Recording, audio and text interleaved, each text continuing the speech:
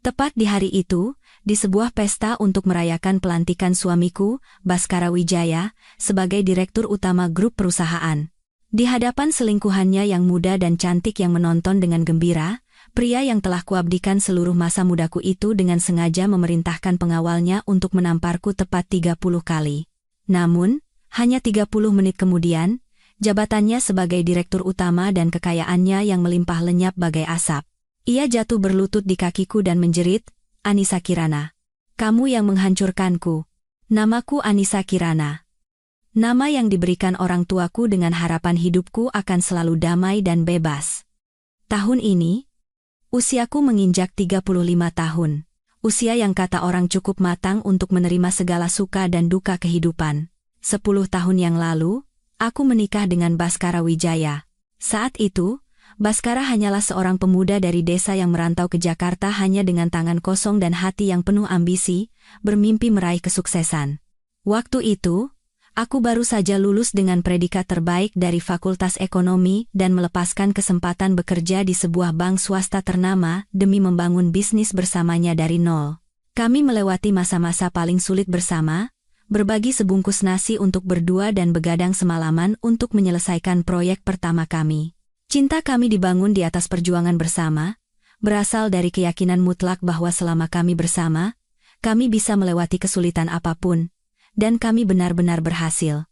Perusahaan kecil kami tumbuh dari hari ke hari, dan Baskara, berkat kecerdasan dan naluri bisnisnya yang tajam, serta dukungan strategi keuangan dariku, secara bertahap membangun posisinya di industri. 5 tahun setelah menikah, saat perusahaan mulai stabil, putra pertama kami, Bima, lahir, dan kami diselimuti kebahagiaan yang tak terhingga. Saat itulah aku memutuskan untuk mundur dan menjadi penopang yang kokoh bagi suamiku. Aku percaya bahwa hal terpenting bagi seorang wanita adalah keluarga. Melihat suami yang sukses dan anak yang baik, aku merasa pengorbananku sangat berharga. Kami pindah ke sebuah villa mewah di kawasan elit Bumi Serpong Damai BSD, lengkap dengan taman dan kolam renang. Sebuah kehidupan yang membuat iri banyak orang. Aku mencurahkan seluruh waktuku untuk merawat putraku, mengurus rumah tangga, dan menjaga hubungan baik dengan keluarga mertua. Ibu mertuaku, Ibu Hartati, adalah seorang wanita tradisional yang agak keras. Beliau selalu mengajariku, sudah kodratnya istri itu mengurus rumah tangga. Tugas seorang istri adalah bersabar dan berkorban agar suami bisa fokus pada pekerjaan besarnya. Aku selalu mengingat nasihat itu, dan berusaha menjadi menantu yang berbakti serta istri yang bijaksana untuk memenuhi harapannya. Hidup berjalan begitu damai. Baskara semakin sukses, dan status sosialnya semakin tinggi. Ia menjadi direktur di sebuah grup konstruksi raksasa tempat perusahaan kami merger. Ia pulang semakin larut, makan malam bersama di rumah menjadi jarang, dan perjalanan bisnisnya seolah tak ada habisnya. Aku menghibur diri dengan berpikir bahwa inilah kehidupan seorang pria sukses. Tanpa mengeluh, aku hanya diam-diam menunggunya di rumah, menyiapkan makanan kesukaannya, dan menyetrika kemejanya dengan rapi. Aku terbiasa mengantar jemput anak sendirian, menghadiri rapat orang tua murid, dan menangani semua urusan besar dan kecil di rumah. Aku juga terbiasa dengan kesepian yang kurasakan di dalam rumah yang megah itu. Namun, sekitar setahun yang lalu, aku mulai merasakan ada sesuatu yang salah. Baskara berubah. Ia bukan lagi suami yang hangat dan ayah yang penyayang seperti dulu. Ia menjadi mudah marah dan menjauhiku. Panggilan teleponnya selalu rahasia. Ia akan pergi ke balkon atau masuk ke kamar mandi untuk menerima telepon. Ia mulai lebih memperhatikan penampilannya, membeli pakaian mewah yang mahal, dan memakai parfum yang sebelumnya tak pernah ia lirik. Naluri seorang wanita memberitahuku, ada bayangan lain di antara kami. Namun, setiap kali aku mencoba membicarakannya dengan hati-hati, ia selalu memotong dengan kasar. Jangan berpikir yang tidak-tidak. Aku punya setumpuk pekerjaan yang harus diselesaikan, tidak punya waktu untuk mendengarkan omong kosongmu. Atau ia mengejek, mungkin karena kamu terlalu santai di rumah jadi suka berhayal. Coba saja keluar cari uang sendiri, apa masih punya waktu untuk cemburu? Kata-katanya menjadi belati, tak terlihat yang menusuk hatiku. Sakit, tapi aku tidak berani memperbesar masalah. Aku takut. Aku takut jika kebenaran terungkap. keluarga yang telah kubangun dengan susah payah selama 10 tahun akan hancur. Aku takut anakku akan kehilangan keluarga yang utuh. Jadi, aku memilih diam. Aku menipu diriku sendiri, berpikir bahwa aku hanya terlalu sensitif, bahwa ia hanya sedang stres karena pekerjaan. Aku berusaha merebut kembali hatinya yang semakin menjauh dengan lebih memperhatikannya, memasak makanan yang lebih lezat, dan berdandan lebih cantik di rumah. Namun, semua usahaku sia-sia. Ia tetap dingin, tetap menjaga jarak, dan malam-malam di mana ia tidak pulang semakin sering terjadi. Dan hari yang menentukan itu pun tiba. Hari itu, Baskara pulang lebih awal dari biasanya dengan wajah berseri-seri. Ia melemparkan tas kerjanya ke sofa, lalu memelukku erat dan menyampaikan kabar luar biasa. Anissa, aku diangkat menjadi direktur utama grup. Aku membeku di tempat, jantungku berdebar kencang. Direktur utama, posisi tertinggi, puncak kehormatan yang telah ia kejar selama bertahun-tahun. Seharusnya aku bahagia dan bangga, tapi entah kenapa, rasa cemas yang samar muncul di hatiku. Aku merasa seolah kami berada di dua dunia yang sangat berbeda. Ia terbang ke tingkat yang baru, sementara aku masih seorang ibu rumah tangga yang berputar-putar di sudut dapur. Aku memaksakan senyum. Selamat, sayang.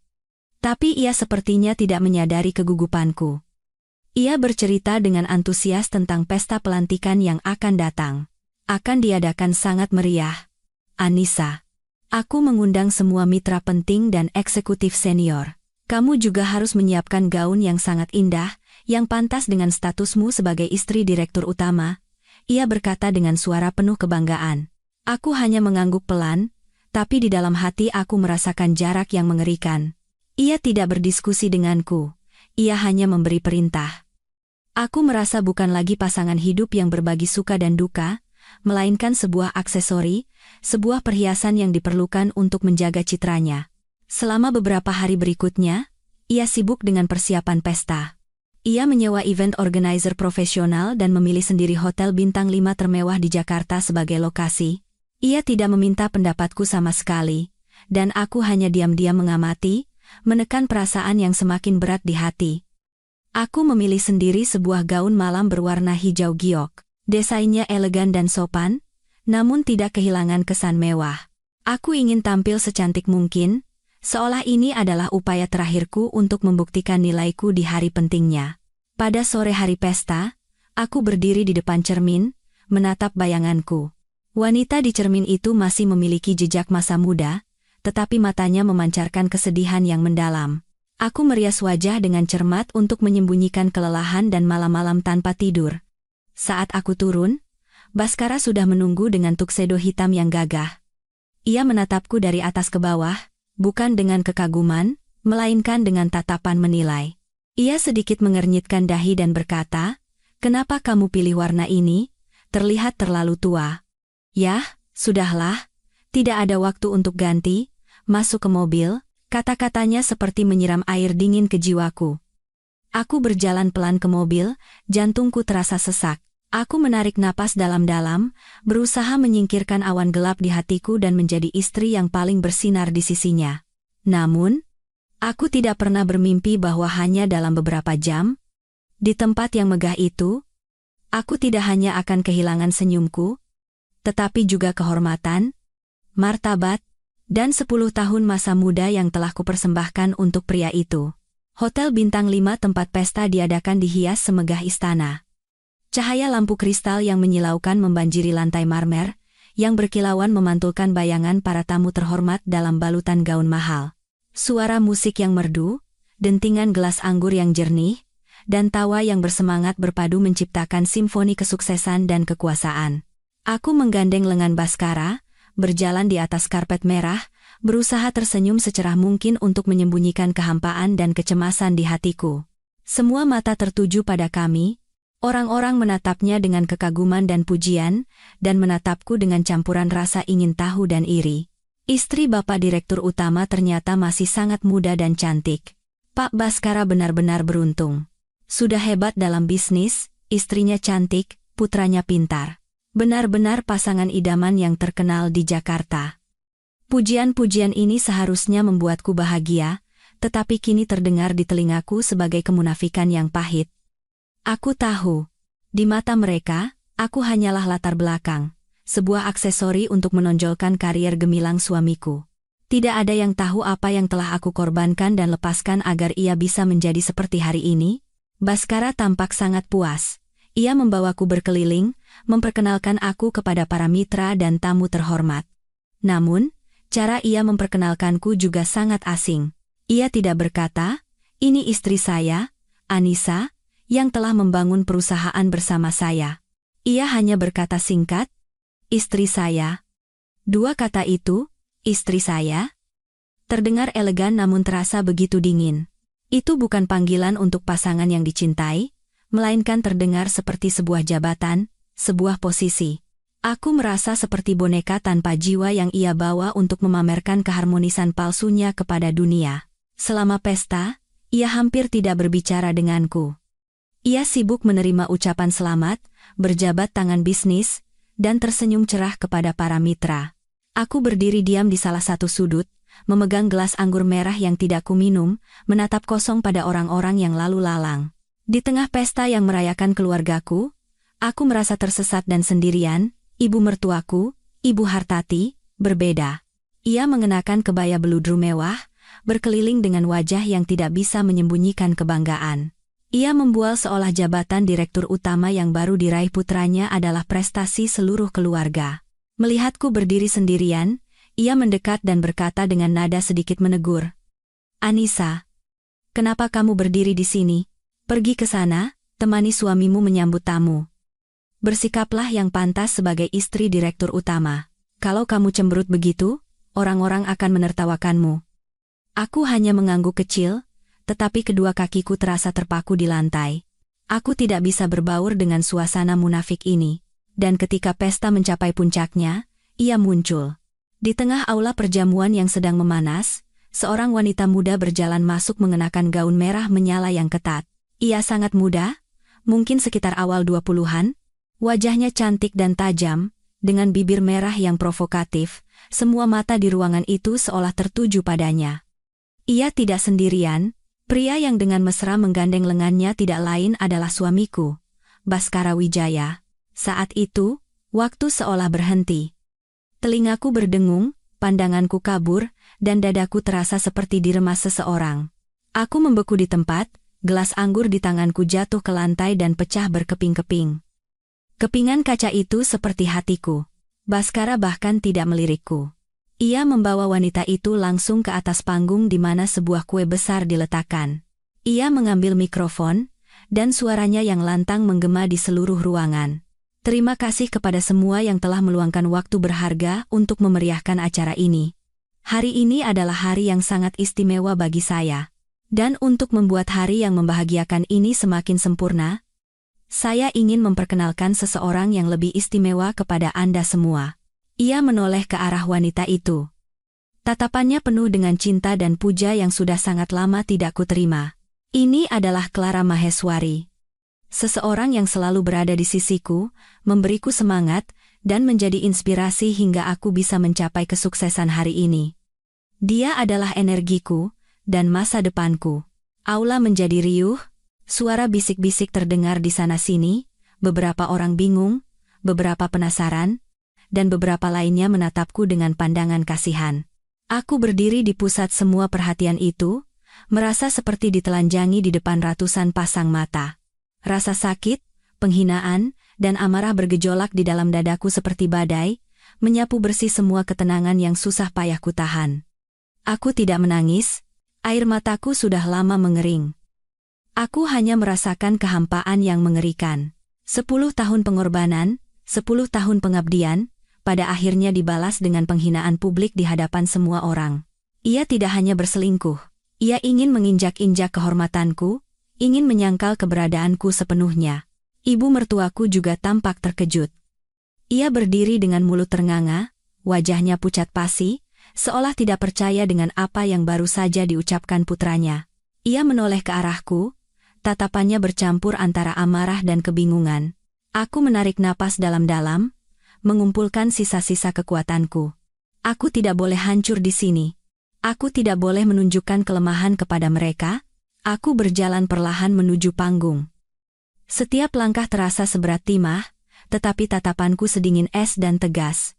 Melihatku mendekat, Baskara sedikit terkejut, tetapi ia segera kembali memasang ekspresi angkuh. Selingkuhannya, wanita bernama Clara itu, menatapku dengan tatapan provokatif, sudut bibirnya terangkat membentuk senyum mengejek. Aku berhenti pada jarak yang pantas di depan mereka. Aku tidak menatap wanita itu. Aku hanya menatap lurus ke mata Baskara. Suaraku bergetar, tetapi setiap kata terdengar jelas. Baskara Wijaya, bisakah kamu jelaskan? Siapa wanita ini? Dan aku, istri sahmu yang menemanimu di masa-masa tersulit, dianggap apa di matamu sekarang? Baskara mengernyitkan dahi, suaranya menjadi dingin dan kejam. Anissa, jangan membuat keributan di sini. Apa kamu tidak lihat sedang mempermalukanku? Kembalilah ke tempatmu. Kalau ada yang ingin dibicarakan, kita bicarakan di rumah. Mempermalukanmu? Aku tertawa sinis hingga ke tulang. Kamu membawa selingkuhanmu ke pesta dan memperkenalkannya seperti seorang ratu, sementara aku kamu campakkan seperti barang bekas. Siapa sebenarnya yang mempermalukan siapa? Aula menjadi hening. Semua orang menahan napas, menyaksikan drama di depan mata mereka. Saat itu, Clara angkat bicara. Suaranya semanis madu, tetapi setiap katanya menusuk telingaku seperti jarum. Mbak Anissa, jangan menyusahkan Mas Baskara lagi.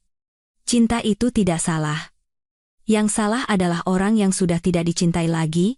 Mas Baskara dan aku saling mencintai dengan tulus. Mbak juga harus tahu diri, dan mundur dengan indah, kan? Diam! Teriakku. Untuk pertama kalinya dalam hidupku, aku kehilangan kendali seperti ini. Kamu tidak punya hak untuk berbicara padaku. Melihatku marah, Baskara segera mengangkat tangannya untuk melindungi selingkuhannya. Ia menatapku tajam dan menggeram mengancam, Anissa, ini peringatan terakhirku, jangan membuatku marah. Hari ini adalah hari baikku. Jangan merusaknya. Dalam amarah dan rasa sakit, aku tidak lagi merasa takut. Aku menunjuk wajahnya dan berteriak dengan suara pecah. Kamu manusia tidak tahu terima kasih. Kamu berdarah dingin. Kamu tidak pantas menikmati apapun yang kamu miliki sekarang. Mungkin kata-kataku menyinggung harga diri seorang direktur utama yang baru dilantik. Wajah Baskara memerah karena marah. Tanpa berkata apa-apa, ia menoleh ke arah pengawal bertubuh besar yang berdiri di samping panggung dan memberikan perintah yang sedingin es. Perintah yang tidak akan pernah kulupakan seumur hidupku. Tampar wanita itu. Biar dia sadar. Tepat 30 kali. Aula benar-benar membeku. Tidak ada yang percaya seorang pria sukses dan terhormat seperti Baskara Wijaya bisa memberikan perintah sekejam itu kepada istrinya di hadapan ratusan tamu. Pengawal itu ragu sejenak, tetapi melihat tatapan membunuh Baskara, ia mengangguk dan berjalan ke arahku. Aku terpaku di tempat, seluruh tubuhku gemetar. Bukan karena takut, tapi karena syok yang begitu besar. Pria yang pernah kucintai, ayah dari anakku, bisa memperlakukanku seperti ini. Di sampingnya, Clara melipat tangannya dengan senyum puas. Ia bersiap untuk menikmati tontonan penghinaanku. Tepat saat tangan besar pengawal itu hendak melayang ke wajahku, aku merasa menjadi luar biasa tenang. Rasa sakit berubah menjadi kebencian, dan kelemahan digantikan oleh tekad sekuat baja. Aku tahu, mulai saat ini, semua antara aku dan Baskara Wijaya telah berakhir, dan ia akan membayar harga yang sangat mahal untuk perbuatannya hari ini. Ia tidak tahu bahwa tragedi yang sedang ia sutradarai ini hanyalah prolog untuk kejatuhannya sendiri. Tangan pengawal itu berhenti di udara, bahkan sebelum menyentuh pipiku, aku mundur selangkah dan mengangkat kepala dengan tegak. Tatapanku menembus lurus ke arahnya, sedingin dan setajam es. Suaraku tidak keras, tetapi dalam keheningan yang mencekam, cukup jelas untuk didengar semua orang. Berani sentuh aku, dan besok kupastikan keluargamu tidak akan punya tempat lagi di Jakarta ini. Kata-kataku mengandung ancaman yang tidak bisa diabaikan. Pengawal itu terkesiap dan berhenti, tangannya yang besar gemetar, dan matanya menunjukkan kebingungan. Ia hanyalah seorang karyawan, dan meskipun setia pada Baskara, ia tidak cukup bodoh untuk mencari masalah bagi dirinya sendiri. Ia menoleh ke arah Baskara, seolah menunggu perintah lain. Wajah Baskara memerah karena marah. Ia mungkin tidak pernah membayangkan bahwa istrinya yang selama ini penurut dan sabar bisa mengucapkan kata-kata setajam itu. Ia berteriak, "Apa kamu tuli?" Tampar wanita itu. "Semua tanggung jawab ada padaku." Tetapi aku tidak memberinya kesempatan untuk bertindak. Aku menoleh ke arah Baskara, dengan senyum tipis dan dingin di bibirku. "Baskara Wijaya, apa kamu benar-benar yakin bisa menanggung tanggung jawab itu?" Setelah mengatakan itu, tanpa ragu sedikit pun, aku berbalik dan berjalan pergi. Aku tidak menuju pintu keluar, melainkan ke lorong staf di belakang panggung. Semua mata mengikuti langkahku. Orang-orang tidak mengerti apa yang akan kulakukan. Mungkin mereka mengira aku melarikan diri karena malu. Baskara dan Clara juga berpikir begitu. Mereka menatapku dengan tatapan merendahkan, seolah aku adalah pecundang yang menyedihkan. Ibu mertuaku buru-buru mengikutiku, meraih lenganku dan berbisik, "Anissa, jangan berbuat bodoh. Ayo pulang. Biar ibu yang bicara dengannya, jangan mempermalukan keluarga lagi." Aku dengan tenang melepaskan tangannya dan menatapnya tanpa kata, dengan tatapan campuran antara kasihan dan kepahitan. Ia tidak menyadari bahwa keluarga yang berusaha ia lindungi sebenarnya sudah busuk dari dalam. Aku masuk ke belakang panggung, di mana beberapa staf menatapku dengan bingung. Aku tidak mempedulikan mereka. Aku langsung menuju ke sudut terpencil dan mengeluarkan ponsel kecil dari dompetku. Tanganku sama sekali tidak gemetar. Aku menekan nomor yang tersimpan dengan nama yang sangat biasa.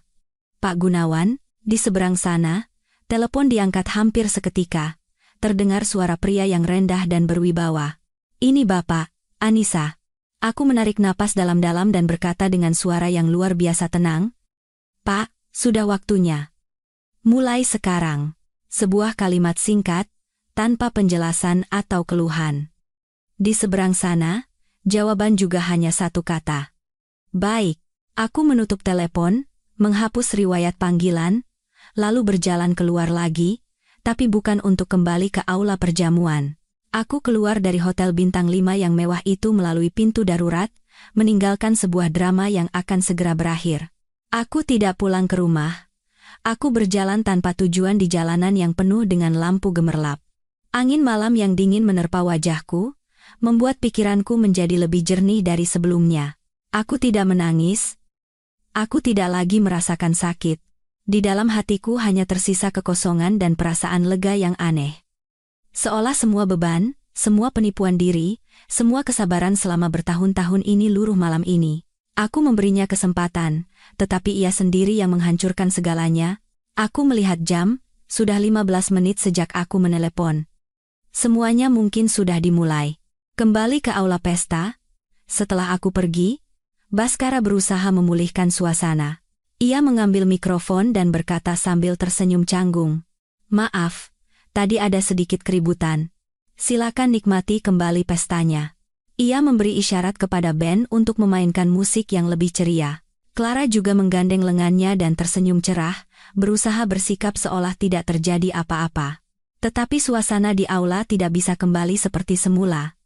Suara bisik-bisik tidak berhenti. Orang-orang mulai menatap Baskara dengan pandangan berbeda, pandangan yang bercampur antara rasa ingin tahu dan sedikit hinaan. Bisakah seorang pria yang begitu kejam pada istrinya dipercaya dalam bisnis? Dan tepat 30 menit setelah aku menelepon, badai yang sesungguhnya datang. Ratusan ponsel para tamu di dalam aula bergetar serempak, menandakan notifikasi baru. Berita kilat yang mengejutkan menjadi berita utama di portal berita online terbesar di Indonesia dan komunitas ekonomi paling terpercaya. Breaking news. Direktur Utama baru WJ Group, Baskara Wijaya, tersandung kasus dana gelap dan penggelapan dana miliaran rupiah.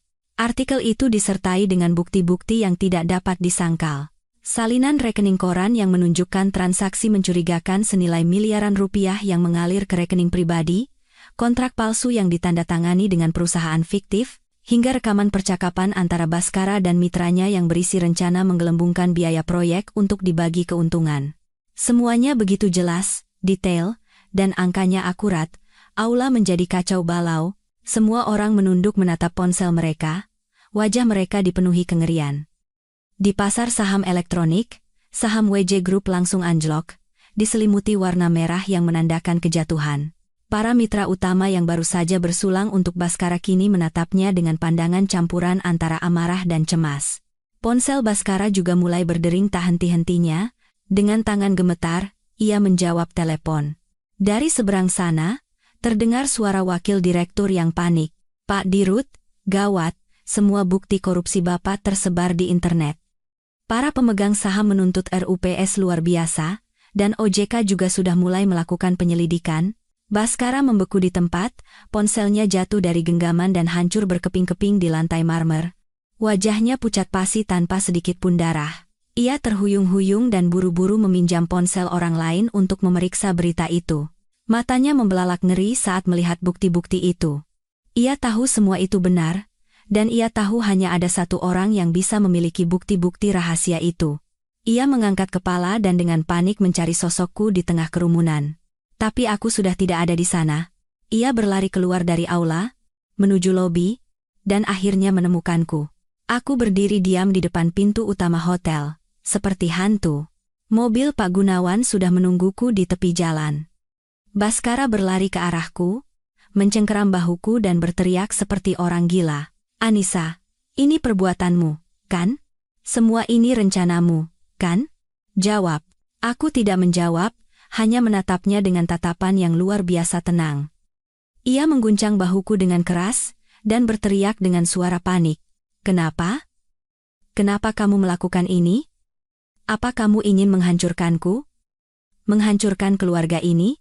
Akhirnya aku membuka mulut. Suaraku sedingin es. "Yang menghancurkan segalanya bukan aku, tapi kamu sendiri, Baskara. Saat kamu memerintahkan pengawal untuk menamparku 30 kali di depan selingkuhanmu, saat itu juga kamu menandatangani surat hukuman mati untuk kariermu sendiri." Baskara berdiri terpaku, lalu seolah menyadari sesuatu, ia jatuh berlutut di kakiku. Ia memeluk kakiku dan meraung-raung dengan menyedihkan. Air mata yang sia-sia dan sudah terlambat. "Anissa, aku salah. Kumohon kembalikan semuanya. Kamu membunuhku. Kamu membunuh keluarga ini." Aku menatap pria yang berlutut di kakiku, pria yang pernah kucintai seperti nyawaku sendiri. Sosoknya yang berwibawa sebagai direktur utama telah lenyap, hanya menyisakan penampilan menyedihkan seorang pecundang. Aku dengan tenang menarik kakiku dan mundur selangkah. Aku tidak merasa puas, juga tidak merasa kasihan, hanya rasa lelah yang tak berkesudahan yang menyelimutiku. Aku berbalik menuju mobil yang menunggu. Meninggalkan di belakangku suara tangis putus asa dan karier seorang pria yang jatuh ke jurang tepat di puncak kejayaannya. Pintu mobil tertutup, memisahkanku dari dunia yang bising dan munafik itu. Tapi bagaimana aku bisa mendapatkan bukti-bukti itu? Dan siapa pria bernama Gunawan yang membantuku menjalankan rencana sempurna ini? Semua ini bukanlah tindakan impulsif yang terjadi dalam 30 menit. Ini adalah badai besar yang telah kupupuk diam-diam untuk waktu yang sangat lama. Banyak dari Anda mungkin berpikir bahwa rencana balas dendamku adalah tindakan impulsif, tindakan gegabah seorang wanita yang terpojok. Tapi tidak. Badai yang menghancurkan karier Baskara Wijaya malam itu tidak tercipta dalam 30 menit. Itu adalah buah dari waktu yang sangat panjang, lebih dari 6 bulan di mana aku hidup dalam neraka. Hasil dari air mata yang kutelan, rasa sakit yang berubah menjadi kebencian, dan sebuah rencana yang diperhitungkan dengan cermat. Untuk membantu Anda mengerti, izinkan aku menceritakannya kembali dari awal. Dari hari di mana aku pertama kali menyadari bahwa pria yang kucintai dan kupercayai sepenuh hati bukan lagi milikku. Kisah ini dimulai 6 bulan yang lalu, pada suatu sore saat hujan turun dengan deras. Hari itu adalah ulang tahun ke-8 putra kami, Bima. Aku menghabiskan sepanjang hari di rumah menyiapkan pesta kecil yang hangat, memasak semua makanan kesukaan ayah dan anak itu. Sejak pagi, aku sudah menelepon Baskara, mengingatkannya untuk pulang lebih awal agar bisa meniup lilin bersama putranya. Ia berjanji dengan yakin. "Tenang saja, Anissa. Biar langit runtuh pun, aku akan pulang untukmu dan Bima. Aku percaya padanya." Aku dan putraku duduk di meja makan di samping kue dengan lilin yang menyala, menunggunya. Kami menunggu dari jam 6 sore, jam 7, hingga jam 8 malam. Makanan di atas meja sudah dingin, dan lilin di atas kue sudah meleleh habis. Bima menguap dan bertanya padaku. Bunda, kenapa ayah belum pulang? Aku sudah mengantuk. Jantungku terasa seperti diremas. Aku memeluk putraku dan berusaha menenangkannya. Ayah sebentar lagi pulang, sayang. Mungkin ada rapat mendadak, tapi Baskara tidak datang. Hampir jam 11 malam, saat putraku sudah tertidur di bahuku, ia pulang dalam keadaan mabuk berat. Di kerah kemeja putihnya, ada bekas lipstik merah menyala yang belum pernah kupakai. Bau parfum wanita yang menyengat bercampur dengan bau alkohol menusuk hidungku. Saat itu, duniaku runtuh. Aku tidak berteriak atau bertanya. Aku hanya diam-diam membantunya masuk ke kamar, mengganti pakaiannya, lalu duduk sendirian di ruang tamu, menatap derasnya hujan di luar jendela. Malam itu aku menangis. Aku menangis sampai tidak ada lagi air mata yang tersisa. Aku menangisi kenaifanku, pengorbanan 10 tahunku yang diinjak-injak, dan demi putraku yang masih kecil. Keesokan paginya, Baskara bangun dan bersikap seolah tidak terjadi apa-apa. Ia hanya mengucapkan permintaan maaf sekadarnya karena melanggar janji, lalu bergegas berganti pakaian dan berangkat kerja.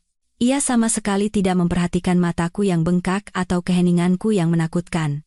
Ketidakpedulian itulah yang memadamkan sisa-sisa harapan terakhir di dalam diriku. Aku tahu aku tidak bisa hidup dalam penipuan ini sehari pun lagi. Tapi aku juga tahu aku tidak bisa bertindak gegabah. Baskara Wijaya saat ini bukanlah pemuda miskin dari desa. Ia punya jabatan, kekuasaan, dan koneksi. Jika aku membuat keributan, yang paling dirugikan adalah aku dan putraku. Ia bisa dengan mudah melabeliku sebagai istri pencemburu yang gila dan paranoid, dan menggunakan uangnya untuk merebut hak asuh anak. Aku akan kehilangan segalanya. Di tengah keputusasaan, sebuah pikiran melintas di benakku. Aku tidak boleh menjadi korban. Aku harus menjadi pejuang. Aku harus mendapatkan keadilan dengan tanganku sendiri. Dan untuk itu, aku butuh bukti. Bukti yang tidak bisa disangkal oleh siapapun. Tapi dari mana harus memulai? Aku sudah terlalu lama menjadi ibu rumah tangga yang terasing dari kehidupan sosial, semua koneksiku sudah terputus. Aku merasa diriku begitu kecil dan tidak berdaya. Aku sempat berpikir untuk menyewa detektif swasta, tetapi aku takut tidak bisa dipercaya atau rahasia akan bocor. Aku merenung selama berhari-hari tanpa bisa tidur, tubuhku semakin kurus. Lalu suatu hari, saat sedang merapikan perpustakaan tua almarhum ayahku yang sangat kuhormati, aku tanpa sengaja menemukan buku alamat lamanya. Aku membalik lembar demi lembar kertas yang sudah menguning, dan berhenti pada satu nama, Gunawan Santoso. Pak Gunawan? Dan nomor telepon yang tertulis di sampingnya, Pak Gunawan. Aku ingat, beliau adalah sahabat terdekat dan saudara angkat ayahku. Dulu setiap kali beliau datang ke rumah, beliau selalu menggendongku dan memberiku permen. Beliau juga seorang pengusaha sukses, dan ayahku selalu mengagumi kejujuran dan kemampuannya. Setelah ayah meninggal, kontak antara keluarga kami dan beliau menjadi jarang. Aku tidak tahu apakah nomor ini masih aktif, tetapi dalam keadaan terdesak, aku memutuskan untuk mencoba harapan terakhir ini. Aku memberanikan diri menekan nomor itu, jantungku berdebar kencang. Setelah beberapa nada sambung, terdengar suara pria yang familiar, rendah, dan berwibawa. Halo, apakah ini Pak Gunawan? Saya Anissa, Pak. Putrinya almarhum Pak Wijoyo. Di seberang sana hening sejenak, lalu terdengar suara yang penuh haru. Anissa? Benarkah ini Anissa? Sudah lama sekali. Bagaimana kabarmu dan keluarga? Suara hangat Pak Gunawan seperti hujan yang membasahi jiwaku yang kering. Tangisku pecah, aku tidak bisa lagi menahan emosiku. Di seberang sana, Pak Gunawan sepertinya merasakan ada sesuatu yang tidak beres. Beliau berkata dengan lembut, Anissa, jangan menangis. Ceritakan apapun pada Bapak. Bapak sudah menganggapmu seperti putri sendiri. Apapun yang terjadi, Bapak tidak akan membiarkanmu diperlakukan tidak adil. Keesokan harinya, aku bertemu dengan Pak Gunawan di sebuah kafe yang tenang dan sepi. Aku menceritakan segalanya padanya, perubahan Baskara, bekas lipstik di kemejanya, dan ketidakpeduliannya yang dingin dan kejam. Aku bercerita dengan suara terputus-putus sambil menangis.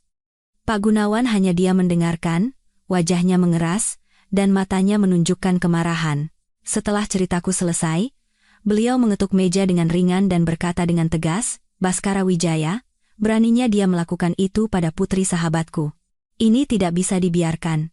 Anissa, jangan khawatir. Bapak akan membantumu." Aku menatapnya dengan ragu. "Tapi, Pak, dia sekarang punya kekuasaan.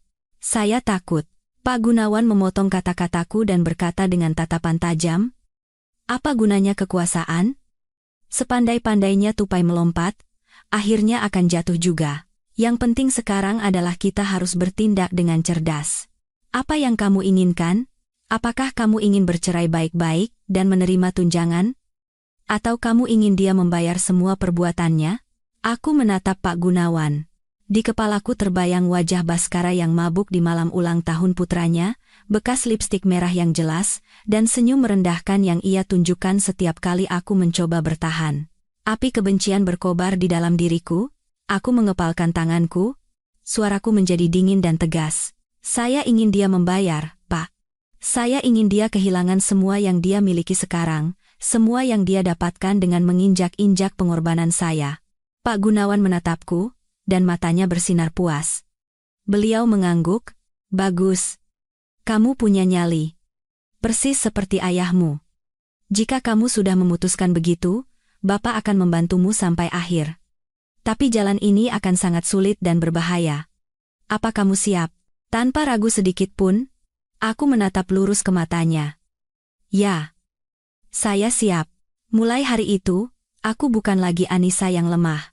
Aku menjadi orang lain yang hidup dengan satu tujuan, membuka topeng Baskara Wijaya, dan rencana kami mulai disusun. Rencana yang cermat, detail, dan menunggu waktu yang tepat untuk melancarkan serangan mematikan. Apa yang terjadi di pesta malam itu hanyalah akhir yang telah diramalkan dari sandiwara palsu ini, tapi bagaimana kami bisa mengumpulkan bukti-bukti keuangan rahasia itu, dan seberapa besar peran Pak Gunawan dalam rencana ini? Itu adalah cerita panjang lainnya. Setelah pertemuan yang menentukan itu, aku seolah mendapatkan kekuatan besar yang tak terlihat. Aku tidak lagi merasa sendirian atau tidak berdaya. Aku tahu ada penopang yang kokoh di belakangku. Seseorang yang tidak hanya memiliki kekayaan dan kekuasaan yang cukup, tetapi yang terpenting, memiliki kepercayaan dan kasih sayang yang tulus. Rencana kami dibagi menjadi 2 tahap besar. Pertama, pengumpulan bukti. Kedua, menunggu waktu yang tepat untuk melancarkan serangan mematikan. Pak Gunawan menjelaskan dengan jelas kepadaku, untuk menjatuhkan seseorang yang berada di puncak kejayaan seperti Baskara Wijaya, bukti perselingkuhan saja tidak cukup. Di dunia bisnis, masalah pria dan wanita hanyalah skandal biasa yang bisa mempermalukannya, tetapi tidak bisa menghancurkan karirnya. Untuk menjatuhkannya sepenuhnya, kami harus menyerang tumit Achilles terbesarnya, keuangan dan hukum. Pak Gunawan memperkenalkanku pada tim investigasi swasta paling profesional dan terpercaya yang pernah bekerja dengannya. Mereka berbeda level dari detektif swasta biasa. Mereka adalah para profesional sejati yang terdiri dari mantan detektif kepolisian dan pakar keamanan siber. Biayanya tidak murah, tetapi Pak Gunawan berkata uang bukan masalah, yang penting adalah keadilanku terungkap. Tugas pertama tim investigasi adalah mengidentifikasi identitas dan latar belakang selingkuhan itu. Hanya dalam 3 hari, mereka membawa semua informasinya. Namanya Clara Maheswari. Seorang model kelas B yang dikenal di klub-klub mewah atau pesta kalangan atas di Jakarta. Ia mendekati Baskara di sebuah acara jamuan bisnis, dan dengan penampilan cantik serta trik liciknya, ia dengan cepat memikat hati seorang pria yang sudah bosan dengan istrinya dan mendambakan hal baru. Tapi bukan itu saja, tim investigasi menemukan bahwa di belakang Clara, ada pria lain. Ia adalah pesaing bisnis Baskara, dan ia menggunakan Clara untuk mendapatkan informasi internal WJ Group. Saat mengetahui fakta ini, aku marah, tetapi di sisi lain, aku merasa kasihan pada Baskara.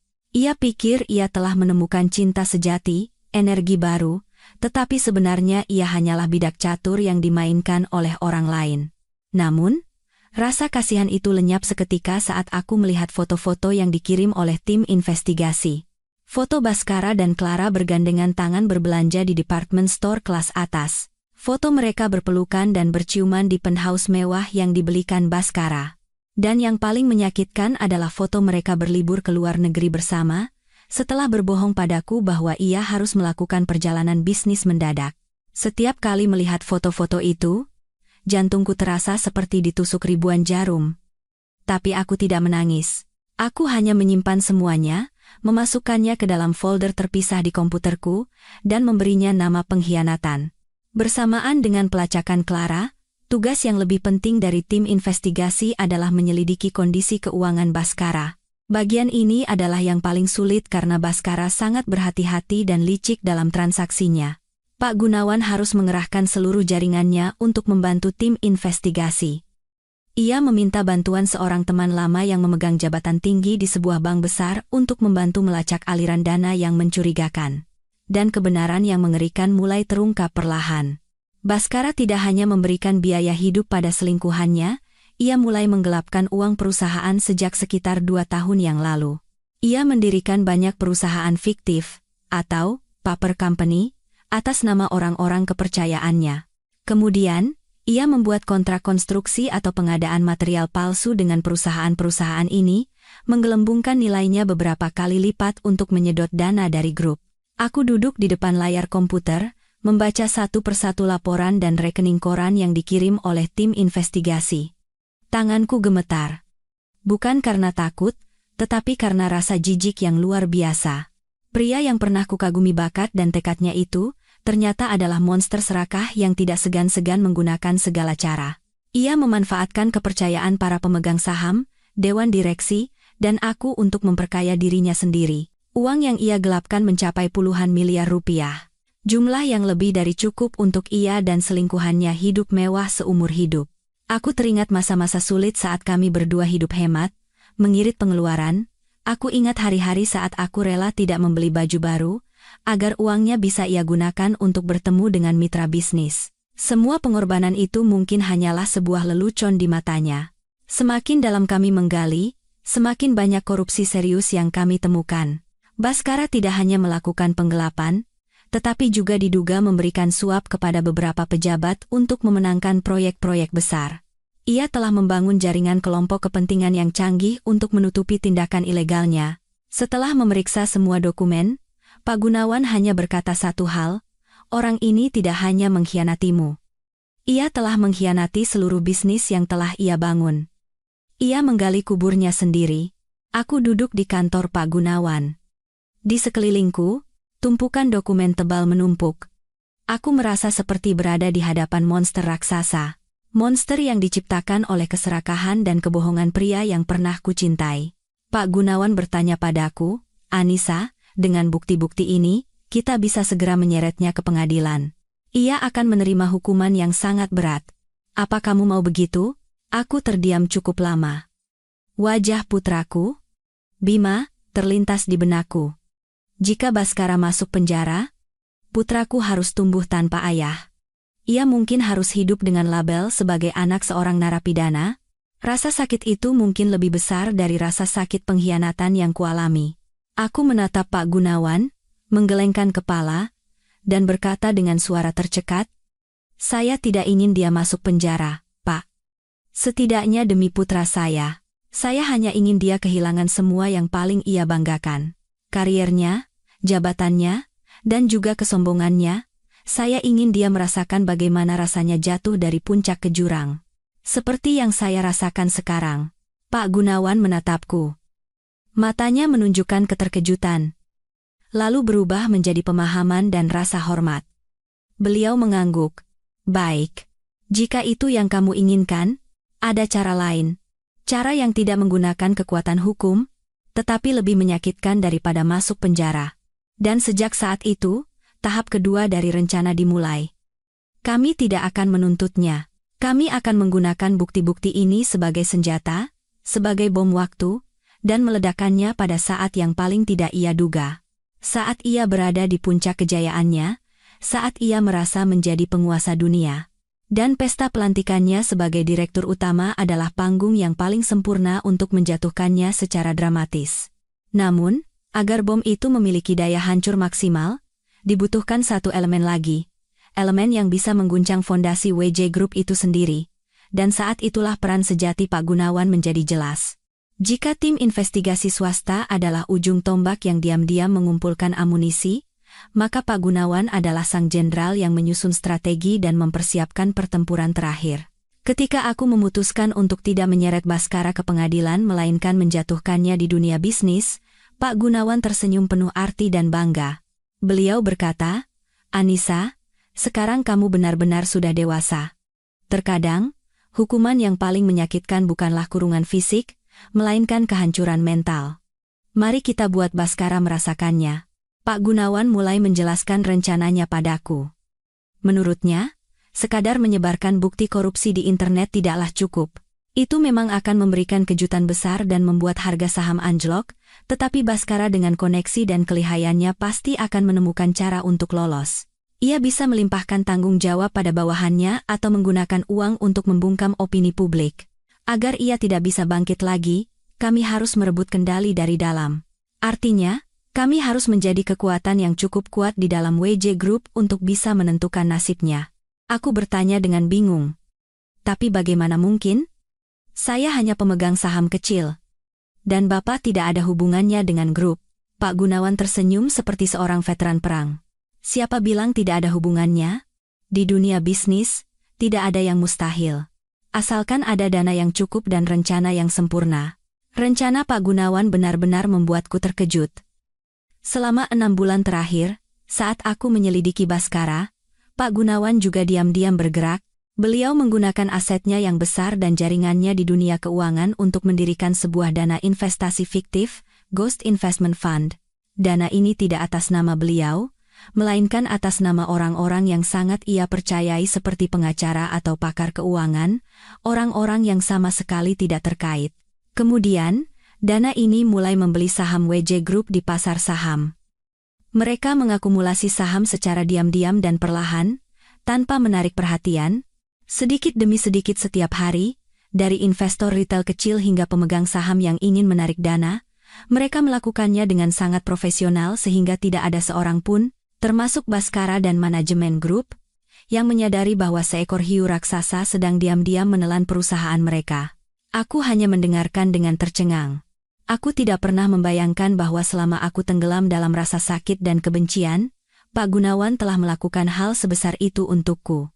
Beliau tidak hanya menghibur dan memberiku semangat, tetapi juga menginvestasikan harta dan usahanya untuk membantuku mendapatkan keadilan. Mataku berkaca-kaca. "Pak, kenapa Bapak melakukan sejauh ini untuk saya?" Pak Gunawan melambaikan tangannya, tatapannya menjadi hangat dan penuh kenangan. "Anissa, Bapak melakukan ini bukan hanya untukmu, ini juga untuk ayahmu. Dulu saat ayahmu masih hidup, kami punya mimpi. Membangun perusahaan yang kokoh dan bermanfaat bagi masyarakat dengan cara yang jujur. Tapi ayahmu pergi terlalu cepat, dan Bapak harus berjuang sendirian. Baskara, yang muda dan berbakat, apalagi dia pilihanmu, Bapak berharap dia bisa mewujudkan mimpi itu menggantikan ayahmu. Tapi dia salah jalan. Dia menjadikan perusahaan sebagai alat untuk memperkaya diri dan mengkhianati kepercayaan semua orang. Yang Bapak lakukan ini juga untuk membereskan apa yang telah ia rusak dan mengembalikan jalan yang benar di industri ini. Dan yang terpenting, untuk melindungi satu-satunya putri sahabat terbaik Bapak." Mendengar kata-kata tulus Pak Gunawan, aku tidak bisa berkata apa-apa selain, "Terima kasih." Tidak ada kata yang bisa mengungkapkan rasa terima kasihku yang mendalam. Pak Gunawan terus menjelaskan rencananya. Saat ini, dana investasinya telah memiliki hampir 30% saham WJ Group. Jumlah ini cukup untuk menjadikan kami salah satu pemegang saham terbesar dan memiliki suara yang menentukan di dewan direksi.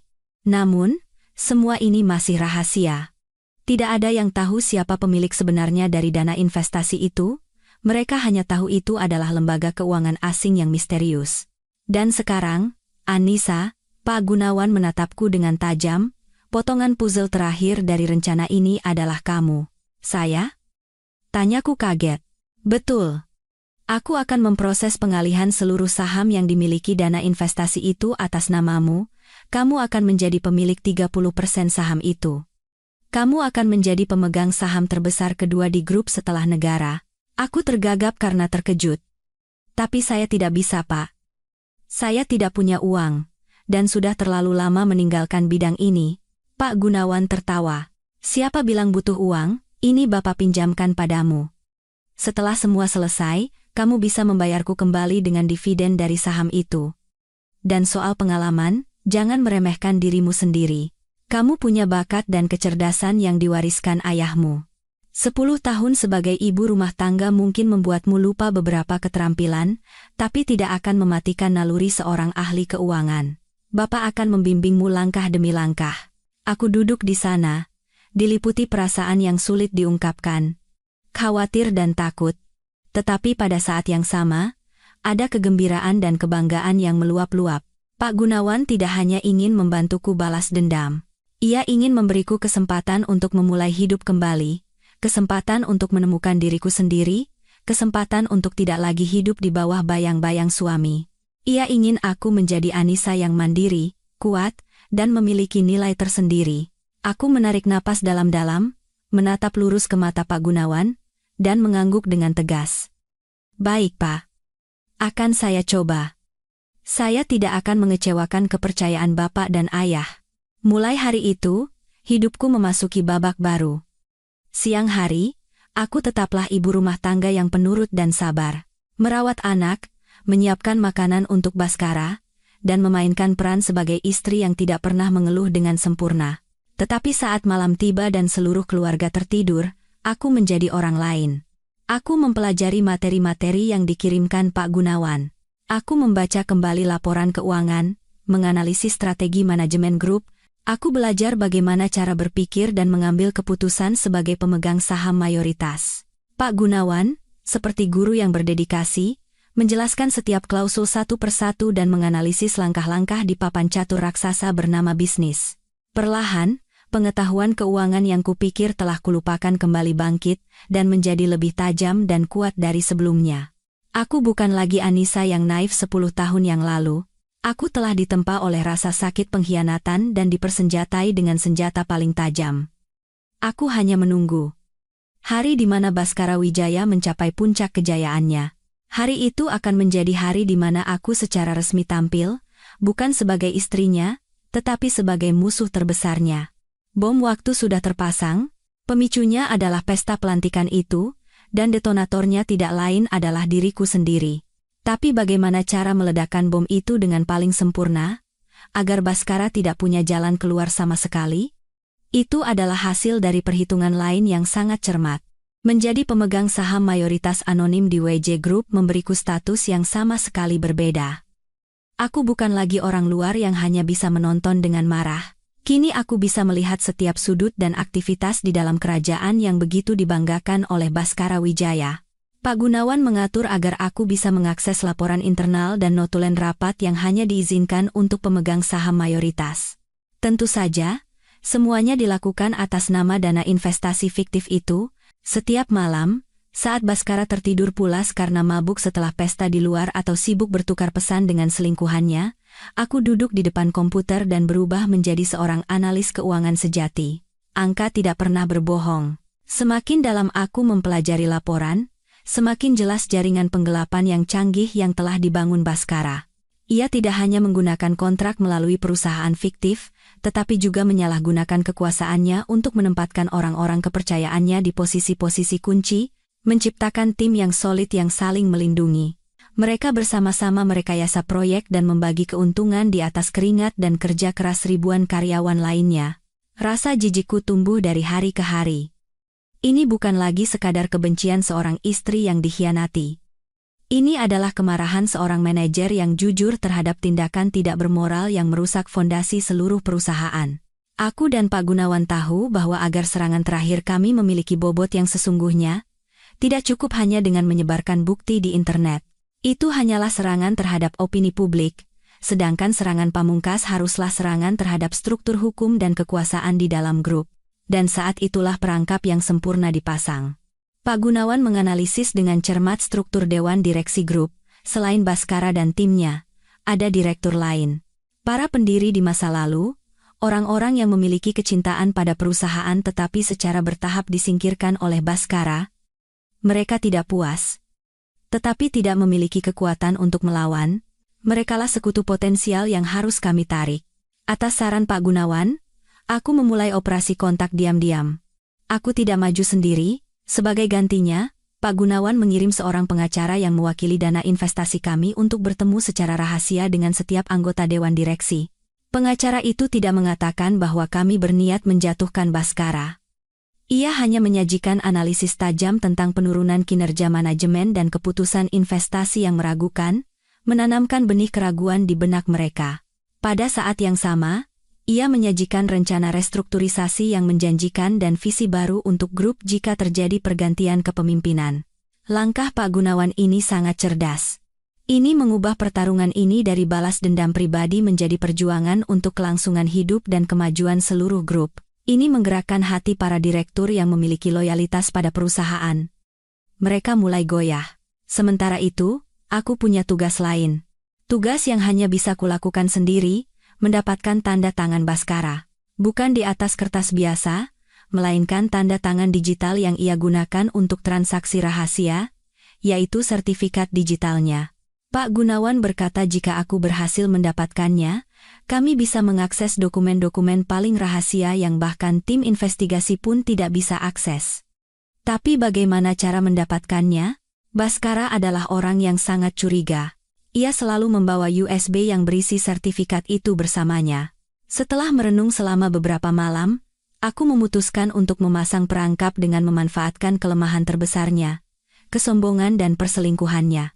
Aku tahu selingkuhan Bhaskara, Clara, punya kebiasaan sering meminta hadiah mahal.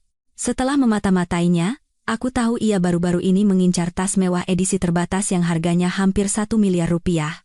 Aku tahu ia akan segera merengek pada Bhaskara untuk membelikannya, dan aku bergerak lebih dulu. Aku meminta Pak Gunawan untuk membeli tas itu terlebih dahulu atas nama pelanggan VIP, kemudian, aku memulai aktingku.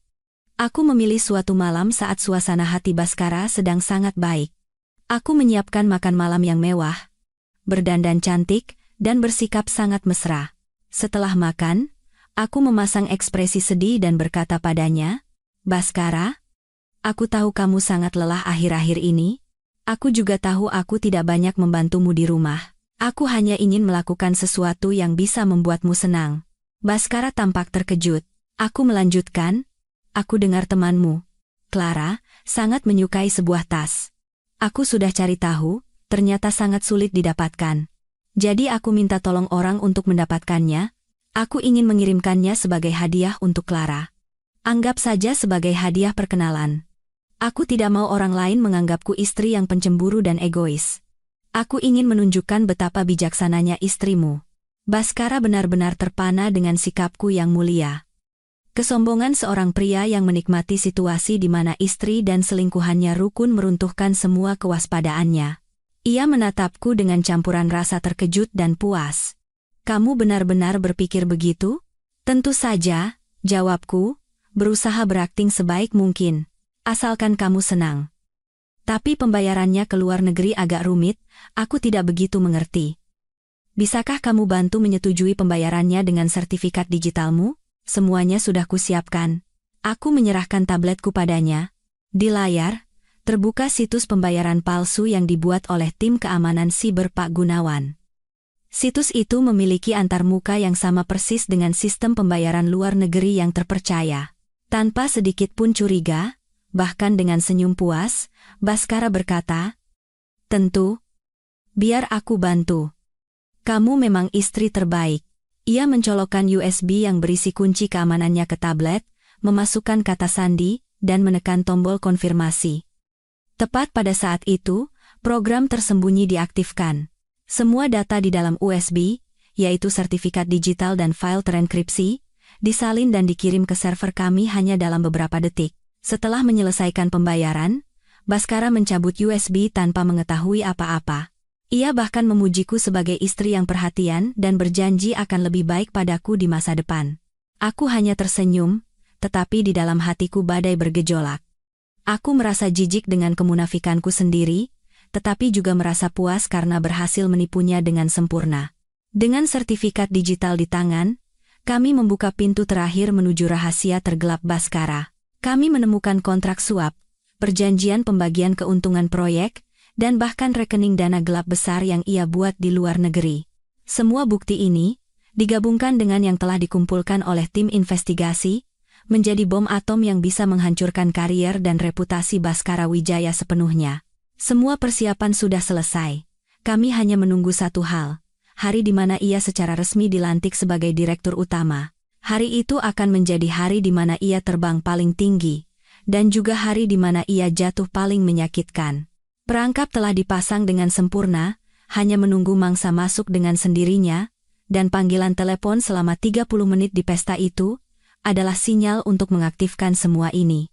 Sinyal untuk menyebarkan bukti di internet, mengirimkan dokumen kepada pemegang saham kunci, dan mengadakan rapat direksi darurat. Semuanya berjalan serentak dan akurat seperti mesin yang telah diprogram, tidak memberikan Baskara 1 detik pun waktu untuk bereaksi. Tetapi setelah Baskara jatuh, bagaimana reaksi ibu mertuaku dan keluarganya? Dan pertempuran apa lagi yang akan kuhadapi di masa depan? Kejatuhan Baskara Wijaya, sebuah gempa besar, tidak hanya mengguncang dunia bisnis, tetapi juga memberikan pukulan fatal bagi keluarganya yang selama ini membanggakan reputasi dan kekuasaan. Malam itu setelah aku pergi, pesta menjadi kacau balau. Para tamu pergi seperti air surut, dan ponsel Ibu Hartati serta anggota keluarga lainnya berdering tanpa henti. Berita tentang skandal keuangan menyebar dengan kecepatan cahaya. Villa mewah kami, yang pernah menjadi simbol kesuksesan, kini diselimuti oleh udara yang berat dan menyesakkan. Aku tidak langsung pulang ke rumah. Pak Gunawan telah menyiapkan sebuah service residence. Kelas atas dengan keamanan ketat untukku dan Bima tinggal sementara. Beliau berkata saat ini aku harus menjauh dari pusat badai dan hubungan dengan keluarga Baskara. Beliau sudah mengirim orang pada sore hari untuk menjemput Bima dari sekolah dan langsung membawanya ke sini. Anak itu tidak tahu apa-apa tentang tragedi yang baru saja terjadi. Melihat putraku yang tertidur lelap dengan wajah polosnya, hatiku sakit sekaligus merasa lega. Pada akhirnya, aku melakukan semua ini untuk melindungi masa depan putraku, agar ia tidak tumbuh dalam keluarga yang dibangun di atas kebohongan dan ilegalitas. Seperti yang diperkirakan Pak Gunawan, keesokan paginya, ibu mertuaku, Ibu Hartati, berhasil mendapatkan nomor residen dan meneleponku. Suaranya bukan lagi suara teguran seperti biasanya, itu adalah jeritan gila seekor binatang yang terluka. Anissa, kau perempuan ular. Kau yang membunuh putraku, kau menghancurkan keluarga ini. Cepat kembali ke sini. Kembali dan hadapi aku. Aku menjawab dengan tenang, Bu, saya tidak akan kembali. Tempat itu bukan lagi rumah saya. Apa? Beraninya kau? Ia berteriak di seberang telepon. Kau pikir semuanya akan selesai begitu saja? Kau telah mencoreng nama baik keluarga ini. Aku tidak akan membiarkanmu. Kalau kau tidak datang, aku yang akan menemuimu. Aku tahu ia tidak hanya menggertak. Ia wanita yang gigih dan licik. Tapi aku bukan lagi menantu lemah yang hanya bisa menunduk dan patuh. Aku sudah siap, aku berkata padanya dengan suara dingin. Bu, sebaiknya ibu tenang. Putra ibu tidak dihancurkan oleh saya, tapi oleh dirinya sendiri. Jika ibu terus membuat keributan, saya khawatir bukti suapnya juga akan segera dikirim ke kantor polisi. Saat itu, masalahnya tidak akan selesai hanya dengan mundur dari jabatan direktur utama. Kata-kataku seperti menyiram air dingin pada kegilaannya. Ia terdiam. Ia tahu aku tidak bercanda. Bukti penggelapan sudah menakutkan, tetapi bukti suap bisa mengirim Baskara ke penjara. Ia menggeretakkan giginya di seberang telepon. Kau. Beraninya kau mengancamku. Saya tidak mengancam. Saya hanya mengatakan fakta. Saya akan memberikan dua pilihan untuk ibu dan Baskara. Pertama, kita bercerai dengan tenang. Saya akan mendapatkan hak asuh anak dan harta yang sesuai dengan kontribusi saya, maka sisa bukti tidak akan terungkap ke publik. Kedua, teruslah melawan. Maka kita semua akan menyaksikan bersama berapa tahun hukuman yang akan diterima Baskara. Keputusan ada di tangan ibu. Aku tidak memberinya kesempatan untuk berbicara lagi dan menutup telepon. Tangan yang memegang ponsel gemetar. Aku bukan orang yang kejam, tetapi untuk orang seperti ibu mertuaku, bersikap keras adalah satu-satunya cara untuk menghentikan mereka. Sepanjang hari itu, Aku menunggu. Pasti sedang diadakan rapat keluarga darurat di villa itu. Mereka pasti sedang menimbang antara kehilangan muka dan uang dengan putra kesayangan mereka masuk penjara. Menjelang malam, telepon datang dari Baskara. Suaranya tidak lagi memiliki kesombongan seorang direktur utama, juga tidak ada jeritan putus asa seperti semalam. Yang ada hanyalah kelelahan dan kepahitan yang ekstrem. Anissa, kamu menang. Kamu menghancurkan segalanya. Aku diam. Ia melanjutkan dengan nada memohon, ibu pingsan dan dilarikan ke UGD. Bisakah kamu memaafkanku? Aku akan menceraikanmu. Aku akan memberikan semua yang kamu inginkan. Tolong jangan mendorongku ke jurang. Pikirkan Bima, anak itu tidak bisa punya ayah di penjara, kan? Saat ia menyebut nama anakku, hatiku luluh. Itulah satu-satunya kelemahanku. Aku juga tidak ingin anakku terluka. Tapi aku tahu pengampunanku bisa menjadi kesalahan lain. Aku menarik napas dalam-dalam. Baskara, kamu tidak punya hak menyebut nama anak kita. Saat kamu bersama selingkuhanmu, saat kamu menghinaku, apa kamu memikirkan anak kita? Tapi kamu benar. Aku juga tidak mau putraku malu karena ayahnya. Aku berhenti sejenak dan mengajukan syarat terakhirku. Baik. Aku tidak akan menuntutmu. Sebagai gantinya, tanda tangani surat perjanjian cerai tanpa syarat. Semua harta bersama kita, termasuk villa, menjadi milikku. Kamu harus melepaskan hak asuh anak sepenuhnya, dan hanya bisa bertemu anak dengan izinku. Dan yang terpenting, kamu dan keluargamu tidak akan pernah lagi ikut campur dalam kehidupan kami. Di seberang sana hening lama. Aku tahu betapa berat syarat ini. Ia akan kehilangan istri, anak, rumah, dan hartanya. Tapi itulah harga yang harus ia bayar. Akhirnya, ia membuka mulut, suaranya kosong dan serak. Baik. Akan kulakukan. Setelah telepon berakhir, aku jatuh terduduk di lantai, dan menangis terseduh-seduh. Aku menang, tetapi tidak ada sedikit pun kebahagiaan di hatiku. Hanya kehampaan yang mengerikan. Pernikahan 10 tahun akhirnya berakhir dengan transaksi yang dingin dan kejam. Beberapa hari kemudian, aku dan Baskara bertemu di kantor hukum Pak Gunawan. Ia terlihat sangat kurus dan kuyu, tatapan percaya dirinya telah hilang, hanya tersisa kelelahan dan keputusasaan. Ia tidak menatapku, hanya diam-diam menandatangani semua dokumen yang disodorkan pengacara. Setelah semua prosedur selesai, sebelum ia pergi, ia akhirnya menoleh ke arahku. Tatapannya rumit. Anissa, ada satu hal yang ingin kutanyakan. Bagaimana kamu bisa tahu semua itu? Transaksi itu, rekening itu? Hal-hal yang bahkan direktur keuangan perusahaan kami pun tidak akan pernah tahu. Untuk pertama kalinya sejak malam yang menentukan itu, aku menatapnya. Bukan dengan kebencian, melainkan dengan kasihan.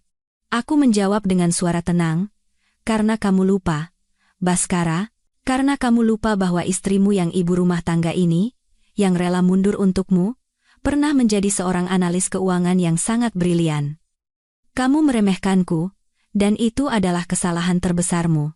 Setelah mengatakan itu, aku berbalik dan berjalan keluar tanpa menoleh ke belakang. Aku tahu, mulai saat ini, hidupku dan hidupnya akan menjadi dua garis paralel yang tidak akan pernah bertemu lagi. Tapi apakah Baskara benar-benar akan melepaskanku begitu saja? Dan apakah ibu mertuaku yang gigih akan diam saja setelah kehilangan putra, cucu, dan hartanya? Aku merasa, mungkin perang ini belum berakhir. Setelah Baskara menandatangani surat cerai dan dokumen penyerahan aset, aku pikir mimpi buruk akhirnya berakhir. Aku mendapatkan kebebasan, hak asuh anak, dan landasan finansial yang cukup kuat untuk memulai hidup baru. Villa yang pernah menampung kebahagiaan dan penderitaanku itu, kini menjadi milik kami berdua. Aku menyuruh orang untuk merombak total rumah itu, membuang semua barang Baskara, dan mengganti seluruh interiornya. Aku berusaha menghapus jejak pengkhianatan. Aku ingin menjadikannya tempat berlindung yang sesungguhnya untukku dan Bima, tempat yang hanya dipenuhi tawa dan kedamaian. Bima sepertinya juga merasakan perubahan. Ia tidak lagi banyak bertanya tentang ayahnya seperti dulu, dan menjadi lebih ceria dan aktif di sisiku. Melihat putraku berlarian di taman, hatiku menjadi hangat. Aku meyakinkan diri bahwa semua pengorbananku tidak sia-sia. Pak Gunawan masih sering mengunjungi kami. Beliau menjadi seperti paman, guru, dan ayah spiritual yang tidak pernah pelit memberikan nasihat berharga. Beliau berkata sekarang semuanya ada di tanganku, dengan aset dan saham grup, aku harus kembali ke dunia bisnis dan membuktikan nilaiku. Jangan biarkan bakatmu membusuk di sudut dapur, Anissa. Tunjukkan pada Baskara dan dunia bahwa kamu bisa hidup baik tanpanya. Tidak. Tunjukkan bahwa kamu bisa hidup jauh lebih baik. Kata-kata Pak Gunawan menjadi motivasi besar bagiku. Aku mulai serius mempertimbangkan untuk kembali bekerja. Namun, hidup tidak pernah semulus yang diharapkan. Saat aku perlahan-lahan menemukan keseimbangan, Baskara muncul kembali. Ia bukan lagi pecundang kuyu yang kulihat di kantor pengacara. Suatu sore, ia datang menemuiku dengan penampilan yang tak terbayangkan menyedihkannya. Pakaiannya lusuh, wajahnya tirus, dan janggutnya tidak terawat. Ia berdiri di depan gerbang villa, tidak berani menekan bel, hanya menatap ke dalam. Aku sedang bermain di taman dengan putraku saat melihatnya, dan jantungku berdebar kencang. Bima melihat ayahnya dan berteriak gembira, "Ayah!" Anak itu berlari ke gerbang dan memeluk kaki Baskara. Baskara membungkuk, memeluk putranya, dan air mata mengalir di wajahnya. Air mata penyesalan dan ketidakberdayaan. Aku menyaksikan pemandangan itu dari jauh, hatiku campur aduk. Seberapapun aku membencinya, aku tidak bisa menyangkal bahwa ia adalah ayah dari putraku. Aku tidak ingin putraku melihat ayahnya dalam keadaan yang menyedihkan. Aku mendekat dan berkata pelan pada putraku, "Bima, masuk dulu ya. Bunda mau bicara sebentar dengan ayah." Bima mengangguk patuh dan berlari masuk ke rumah, meninggalkan aku dan Baskara berdua. Ia mengangkat kepala menatapku, matanya merah. Suaranya serak.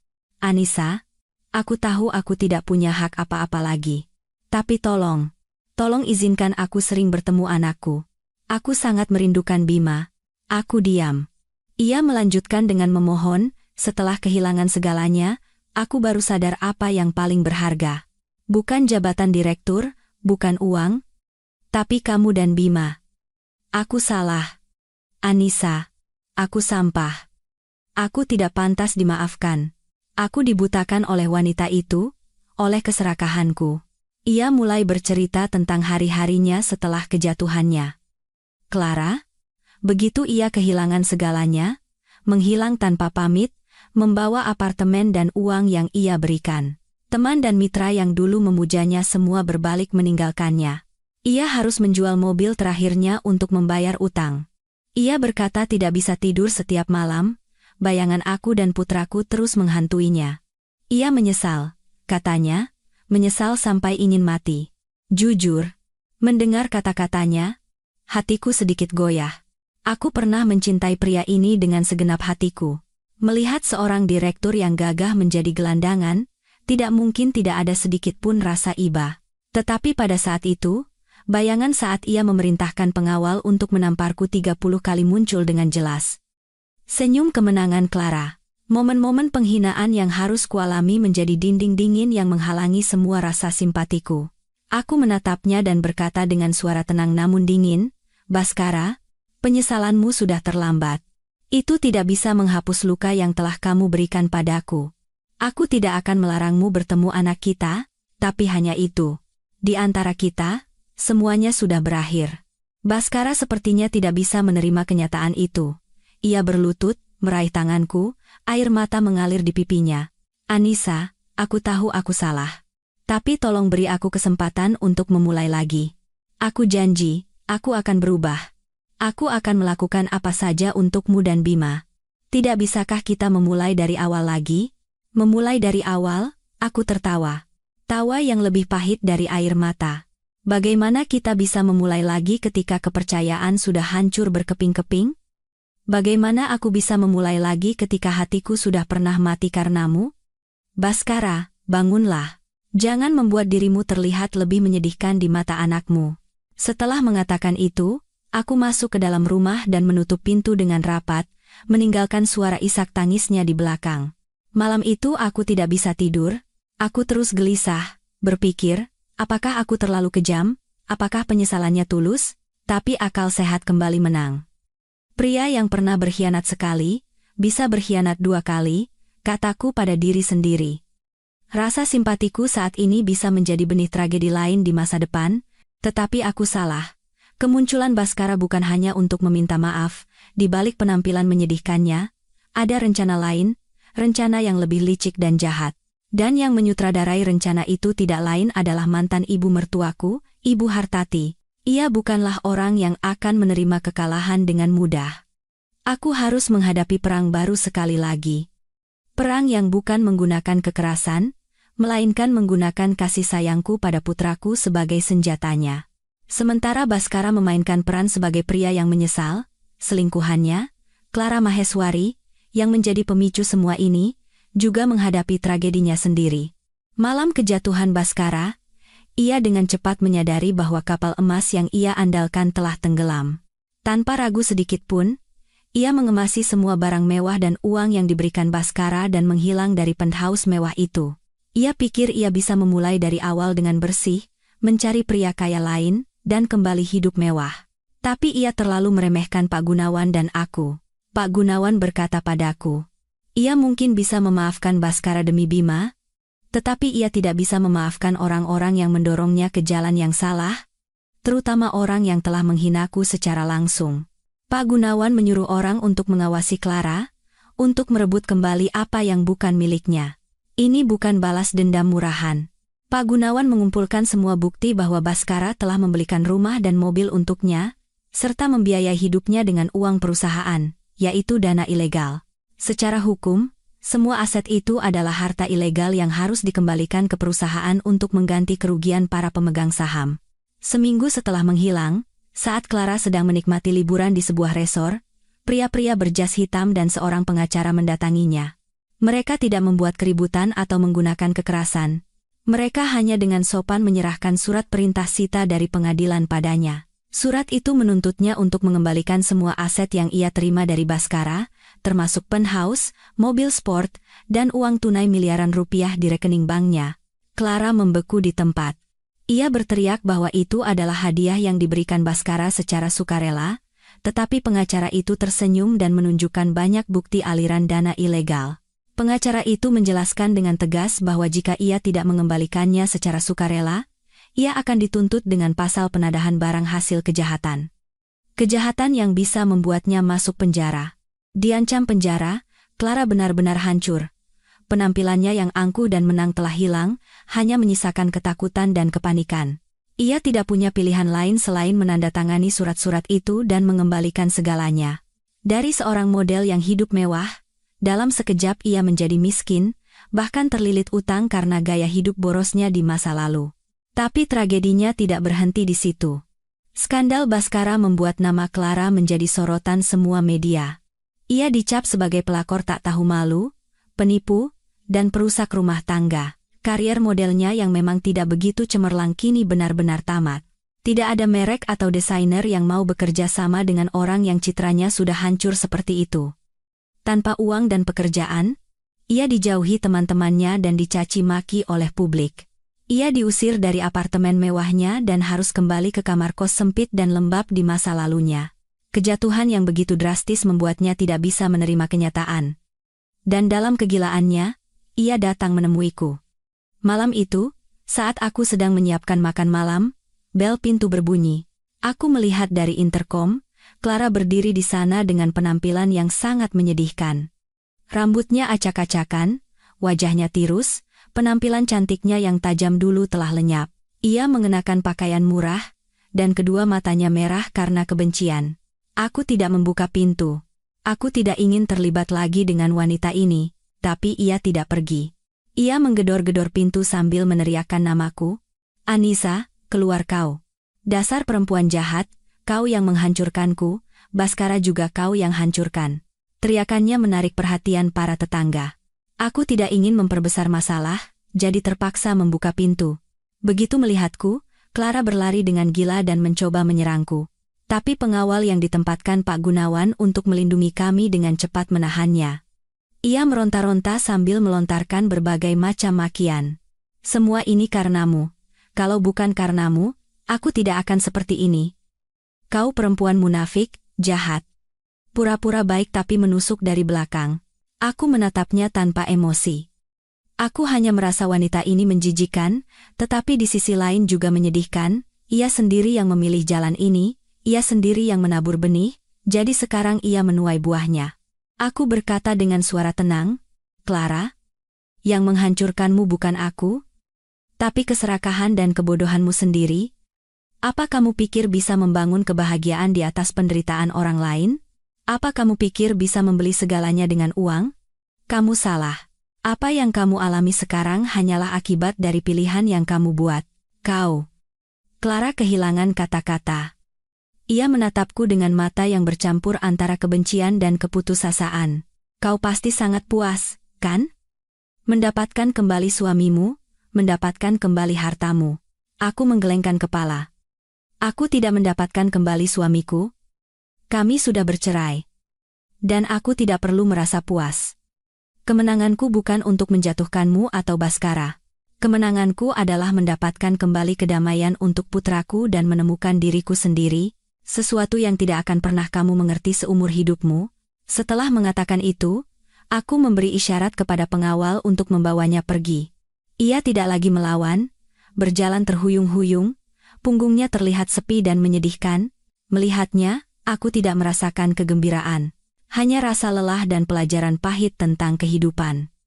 Keserakahan bisa membawa seseorang ke puncak dengan sangat cepat, tetapi juga bisa menyeretnya ke dasar neraka yang paling dalam. Nasib Clara sudah ditentukan. Tetapi aku tidak tahu, di tempat lain, mantan ibu mertuaku, Ibu Hartati, yang menyaksikan kejatuhan putranya dan perlawanan balik mantan menantunya, kini sedang menyusun rencana baru. Ia menyadari bahwa mustahil untuk melawanku secara langsung. Ia memutuskan untuk mengambil jalan lain. Jalan yang menargetkan satu-satunya kelemahanku, kasih sayang seorang ibu, dan Baskara, yang berperan sebagai ayah yang menyesal, adalah bidak terpenting di papan catur barunya. Perang belum berakhir. Hanya saja memasuki tahap yang lebih sunyi, tetapi jauh lebih berbahaya. Kehidupan kami berdua berjalan dalam ketenangan yang agak rapuh. Di permukaan, segalanya tampak sudah beres. Baskara tidak lagi datang mengganggu, dan Ibu Hartati tidak lagi muncul berteriak-teriak dan memaki. Di bawah bimbingan Pak Gunawan, aku mulai terlibat dalam urusan grup. Dengan 30% saham di tangan, aku mendapatkan satu kursi di dewan direksi. Awalnya, ada banyak tatapan curiga dan meremehkan. Mereka pikir aku hanyalah seorang ibu rumah tangga yang berhasil mendapatkan posisi itu karena keberuntungan dan bantuan orang lain. Tapi aku tidak memberi mereka kesempatan untuk meremehkanku. Aku menggunakan semua pengetahuan keuangan yang kumiliki dan intuisi tajam yang terasah melalui berbagai kesulitan untuk menyajikan analisis dan strategi yang jitu. Aku menunjukkan kelemahan dalam sistem manajemen usang yang ditinggalkan Baskara dan mengusulkan rencana restrukturisasi yang efisien. Perlahan, aku mulai mendapatkan rasa hormat dari anggota dewan direksi lainnya. Mereka mulai melihatku dengan pandangan berbeda, pandangan yang mengakui kemampuanku. Aku merasa hidup kembali, merasa menjadi diriku yang sesungguhnya. Aku bukan lagi ibu direktur utama, melainkan Anissa Kirana, seorang eksekutif wanita yang mandiri dan kuat.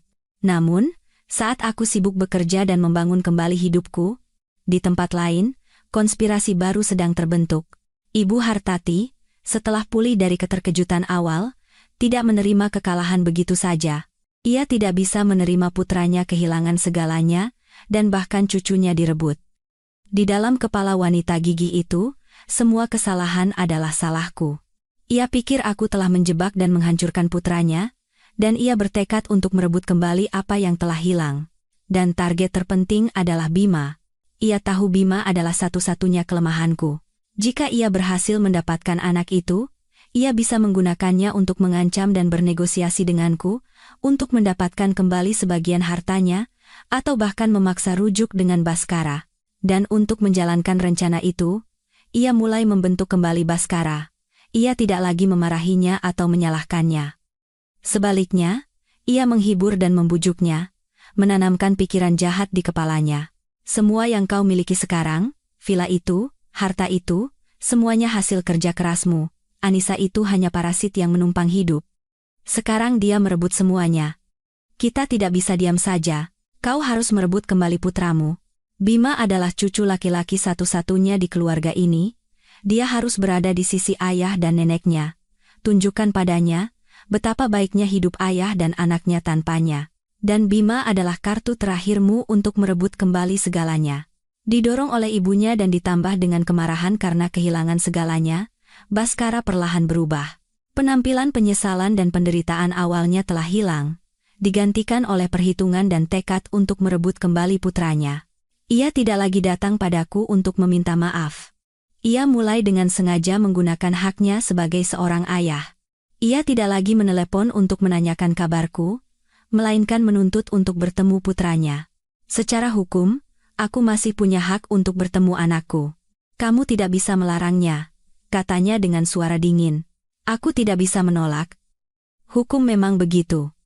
Aku terpaksa mengizinkannya bertemu anak kami setiap akhir pekan. Dan sejak saat itu, perang baru dimulai. Setiap kali datang menjemput putranya, Bhaskara membawa banyak hadiah, mainan mahal, pakaian bermerek. Ia membawa putranya ke playground paling mewah, makan di restoran paling mahal. Ia berusaha menunjukkan pada putranya dunia materi yang gemerlap, yang tidak bisa kuberikan karena aku fokus pada pekerjaan dan kehidupan yang sederhana. Bima, yang masih kecil, mudah terpikat oleh hal-hal seperti itu. Setiap kali pulang bermain dengan ayahnya, anak itu selalu membawa mainan baru dan membanggakan tempat-tempat hebat yang ia kunjungi. Awalnya, aku tidak berpikir macam-macam, menganggap itu adalah caranya untuk menebus cinta yang kurang pada putranya. Tapi aku segera merasakan perubahan pada Bima. Anak itu mulai membuat permintaan yang tidak masuk akal. Ia mengeluh bahwa masakanku tidak seenak makanan restoran dan mainan di rumah membosankan dibandingkan dengan yang dibelikan ayahnya. Suatu kali, ia mengatakan sesuatu yang menghancurkan hatiku. Bunda, aku mau tinggal sama ayah dan nenek. Di sana lebih seru, mainannya banyak. Andematan, aku membeku di tempat. Aku tidak pernah membayangkan Bhaskara dan ibunya akan menggunakan anak yang polos sebagai senjata, meracuni pikiran mudanya dengan materi. Perang semakin memburuk, Bhaskara mulai menjelek-jelekanku di depan putranya. Ia berkata bahwa bunda sibuk bekerja dan tidak lagi menyayanginya. Bahwa hidup dengan bunda itu sulit, dan hidup dengan ayah dan nenek adalah yang terbaik. Ibu Hartati juga sama. Setiap kali Bhaskara membawa putranya ke rumah lama, ia akan memeluk cucunya dan menangis, mengatakan bahwa ia rindu sampai sakit, dan bahwa ibunya adalah orang jahat yang memisahkan mereka. Mereka memainkan drama yang sempurna, membuatku terlihat sebagai ibu yang egois dan jahat di mata putraku. Aku sangat menderita. Aku berusaha menjelaskan pada putraku bahwa bunda paling menyayanginya di dunia. Tapi bagaimana anak berusia 8 tahun bisa mengerti konspirasi rumit orang dewasa? Di matanya, bersama ayah berarti semua permintaannya terpenuhi, sedangkan bersama bunda berarti harus mematuhi aturan dan belajar. Perlahan, dinding tak terlihat muncul di antara aku dan putraku. Anak itu menjadi lebih pendiam, menghindari percakapan denganku. Kadang-kadang aku melihatnya diam-diam menelepon neneknya, dan buru-buru menutup telepon saat aku muncul. Aku tahu aku tidak bisa membiarkan situasi ini berlanjut. Mereka mencoba merebut putraku dariku bukan dengan kekerasan, melainkan dengan cara psikologis yang paling licik dan kejam. Aku berdiskusi dengan Pak Gunawan. Beliau sangat marah, tetapi menasihatiku untuk tetap tenang. Anissa, jangan melawan mereka secara langsung. Itu hanya akan membuat anak semakin menderita. Kita harus mencari cara lain. Kita harus membuat anak itu melihat sifat asli mereka. Tapi bagaimana? Aku benar-benar buntu. Aku merasa kalah dalam perang ini. Aku bisa menjadi kuat di dunia bisnis, bisa menghadapi mitra-mitra raksasa. Tapi di hadapan air mata dan jarak putraku, aku benar-benar hancur. Aku menyadari inilah balas dendam paling menyakitkan yang mereka berikan padaku. Mereka tidak mengincar harta atau karierku. Mereka mengincar satu-satunya hal yang paling berharga yang kumiliki, hati putraku. Dan saat aku sedang berjuang dalam keputusasaan, sebuah insiden tak terduga terjadi. Insiden yang tidak hanya menjadi titik balik dalam masalah keluarga kami, tetapi juga mengungkap rahasia yang lebih gelap dari Bhaskara Wijaya. Rahasia yang bisa mengubah segalanya. Sementara perang untuk memperebutkan hati Bima berlangsung diam-diam, namun sengit, aku harus terus bekerja di grup. Dengan bantuan Pak Gunawan, aku semakin terbiasa dengan aktivitas manajemen. Dewan Direksi, mengakui usaha dan kemampuanku, memutuskan untuk menunjukku sebagai Wakil Direktur Utama Bidang Keuangan dan Strategi. Dengan jabatan baru ini, aku memiliki wewenang untuk mengakses hampir semua dokumen dan proyek perusahaan, bahkan data beberapa tahun yang lalu. Aku menenggelamkan diri dalam pekerjaan untuk melupakan penderitaan masalah rumah tanggaku. Aku ingin membuktikan, seperti yang selalu dibualkan Ibu Hartati, bahwa aku bukan parasit, melainkan bisa berdiri di atas kakiku sendiri dan menciptakan nilai. Dan dalam proses meninjau proyek-proyek masa lalu untuk merestrukturisasi portofolio investasi, aku tanpa sengaja menemukan sebuah rahasia mengerikan. Rahasia yang terkubur selama 5 tahun terakhir, rahasia yang jauh lebih gelap dan kejam daripada penggelapan atau pengkhianatan Bhaskara. Itu adalah proyek pembangunan sebuah apartemen, high-end, di kawasan elit Jakarta, 5 tahun yang lalu.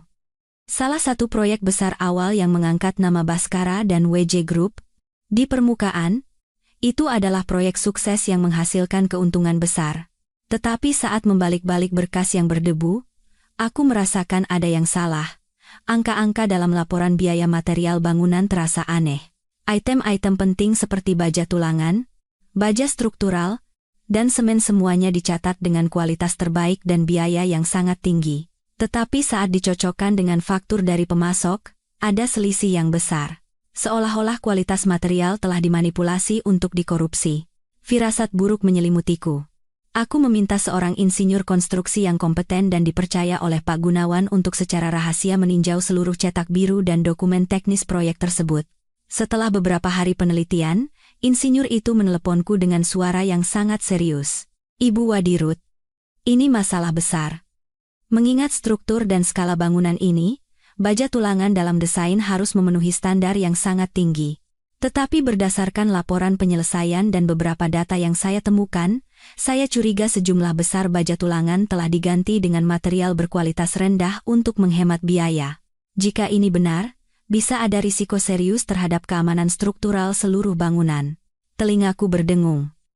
Apartemen mewah yang dihuni oleh ratusan keluarga dibangun dengan material di bawah standar. Itu berarti ribuan nyawa tergantung pada seutas benang yang bisa putus kapan saja. Aku tidak bisa mempercayainya. Seberapapun serakahnya Bhaskara, aku tidak berpikir ia akan begitu tidak bermoral hingga mempertaruhkan nyawa orang lain. Tapi angka dan dokumen tidak berbohong. Aku menyuruh orang untuk menggali lebih dalam. Dan akhirnya, aku menemukannya. Sebuah dokumen dengan stempel sangat rahasia yang tersembunyi jauh di dalam ruang arsip. Itu adalah laporan tentang kecelakaan kerja yang terjadi di lokasi proyek itu 5 tahun yang lalu. Sebuah perancah besar runtuh, menewaskan 2 pekerja dan melukai beberapa lainnya. Tapi anehnya, kecelakaan ini sama sekali tidak diketahui publik. Tidak ada satu baris pun berita di media, dan tidak ada satupun laporan yang diajukan ke instansi terkait, semuanya ditutup-tutupi dengan sempurna. Di dalam berkas itu, aku menemukan surat kronologi yang ditulis tangan oleh manajer lapangan saat itu. Ia menulis bahwa penyebab runtuhnya perancah adalah karena struktur beton bertulang di lantai itu tidak memenuhi standar kualitas dan tidak mampu menahan beban. Ia telah berkali-kali memperingatkan Bhaskara, yang saat itu menjadi penanggung jawab proyek, tentang bahayanya, tetapi semuanya diabaikan. Dan aku menemukan selembar kertas yang membuatku benar-benar hancur. Itu adalah surat perjanjian antara Bhaskara dan keluarga kedua korban yang meninggal. Ia memberikan uang damai dalam jumlah besar, mencapai miliaran rupiah untuk setiap keluarga, dan membeli kebisuan mereka. Ia menyuap mereka dengan uang, menutupi dosanya, dan mengubur 2 nyawa di bawah fondasi kesuksesan palsunya. Aku duduk di kantor, membeku, seluruh tubuhku menjadi dingin. Kesuksesan Bhaskara tidak hanya dibangun di atas pengorbananku, tetapi juga di atas darah dan air mata orang-orang yang tidak bersalah. Ia bukan hanya seorang penggelap dana, seorang suami yang berkhianat.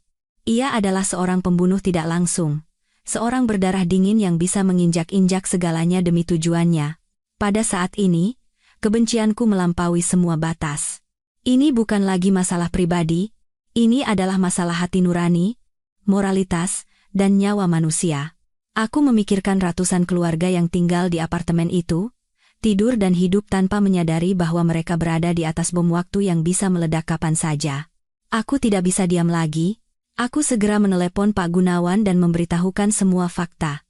Setelah mendengarkan, beliau terdiam lama. Aku bisa merasakan amarah yang mendidih melalui napasnya yang berat.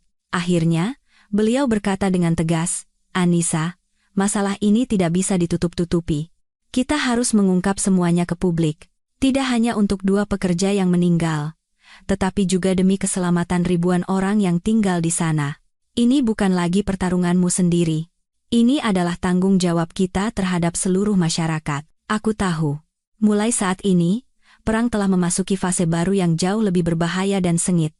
Lawan kami bukan lagi hanya Baskara dan Ibu Hartati, melainkan seluruh kelompok kepentingan besar yang bersama Baskara menutupi kejahatan ini. Mereka tidak akan tinggal diam melihat kami membongkar masa lalu. Tapi aku tidak lagi takut saat memikirkan anak-anak seusia putraku yang mungkin sedang bermain dengan ceria di apartemen itu. Aku tahu apa yang harus kulakukan. Aku harus berjuang. Tidak hanya untuk merebut kembali putraku, tetapi juga untuk mendapatkan keadilan bagi mereka yang telah tiada dan melindungi mereka yang masih hidup. Dan untuk itu, aku butuh seorang saksi. Satu-satunya orang yang tahu kebenaran tentang kecelakaan 5 tahun yang lalu. Manajer lapangan yang menulis surat kronologi itu. Tapi di mana dia sekarang? Dan apakah ia akan berani bersaksi melawan kekuatan sebesar itu? Setelah menemukan rahasia mengerikan tentang kecelakaan kerja 5 tahun lalu, aku dan Pak Gunawan tahu bahwa kami memegang kartu truf yang bisa menentukan segalanya. Namun, kartu ini juga merupakan pedang bermata dua. Bisa menghancurkan Baskara dan kelompok kepentingannya sepenuhnya, tetapi jika tidak bertindak hati-hati, nyawa kami pun bisa terancam. Orang-orang yang berani menutupi kasus pembunuhan dengan uang, apa yang tidak akan mereka lakukan untuk membungkam orang yang mencoba membongkar masa lalu? Tujuan terpenting kami adalah menemukan Jin Hae-sung, manajer lapangan saat itu yang menulis kronologi detail tentang penyebab runtuhnya perancah. Ia adalah satu-satunya saksi hidup dan kunci untuk membuka pintu keadilan. Namun, setelah kecelakaan itu, Jin Hae-sung menghilang tanpa jejak. Catatan kepegawaian perusahaan hanya mencatat bahwa ia mengundurkan diri secara sukarela, dan tidak ada yang tahu keberadaannya. Pak Gunawan mengerahkan tim investigasi terbaik untuk melacaknya. Pencarian berlangsung selama beberapa minggu. Kami hampir putus asa, berpikir bahwa ia mungkin sudah dihilangkan atau pergi ke tempat yang sangat jauh dan tidak akan pernah kembali, tapi akhirnya, secercah harapan muncul. Tim investigasi menemukan bahwa istri Jin Hae-sung tinggal di sebuah desa terpencil di pedesaan Jawa Barat. Ia tinggal sendirian, kesehatannya tidak baik, dan sangat enggan berhubungan dengan orang asing. Pak Gunawan menyarankan bahwa ini mungkin satu-satunya petunjuk, dan sebaiknya aku yang pergi menemuinya. Ketulusanmu yang berjuang demi anakmu mungkin bisa menggerakkan hati mereka, Anissa, tapi pergilah dengan sangat hati-hati. Aku memutuskan untuk pergi. Aku berbohong pada keluarga bahwa aku akan melakukan perjalanan dinas selama beberapa hari, dan menitipkan Bima pada seorang teman yang sangat kupercaya. Lalu aku naik bus antar kota sendirian menuju Jawa Barat. Untuk berjaga-jaga, Pak Gunawan menugaskan 2 pengawal untuk melindungiku dari kejauhan. Perjalanan ke pedesaan itu jauh dan melelahkan, tetapi hatiku membara seperti api. Aku tidak tahu apa yang akan kuhadapi. Apakah istri Jin Hae-sung mau menemuiku? Apakah Jin Hae-sung masih hidup? Dan jika ya, apakah ia akan berani berdiri di kursi saksi? Rumah istri Jin Hae-sung adalah sebuah rumah petak tua dan kumuh di dalam gang kecil. Saat aku tiba, ia sedang duduk di teras, menatap kejauhan dengan mata sedih. Ia terlihat lebih kurus dan lemah dari yang kubayangkan. Melihatku, seorang wanita asing yang berpakaian seperti orang kota, ia menunjukkan sikap yang sangat waspada. Aku menyapanya dengan sopan dan perlahan memulai pembicaraan. Aku tidak langsung membicarakan kecelakaan itu. Aku menceritakan tentang keadaanku, tentang perjuanganku sebagai seorang ibu yang sendirian berjuang untuk merebut kembali putranya dan menegakkan keadilan. Aku berbicara tentang malam-malam tanpa tidur dan rasa sakit yang kurasakan sebagai seorang ibu. Ceritaku sepertinya menyentuh hatinya, yang juga pernah mengalami penderitaan serupa. Tatapan waspadanya perlahan melunak.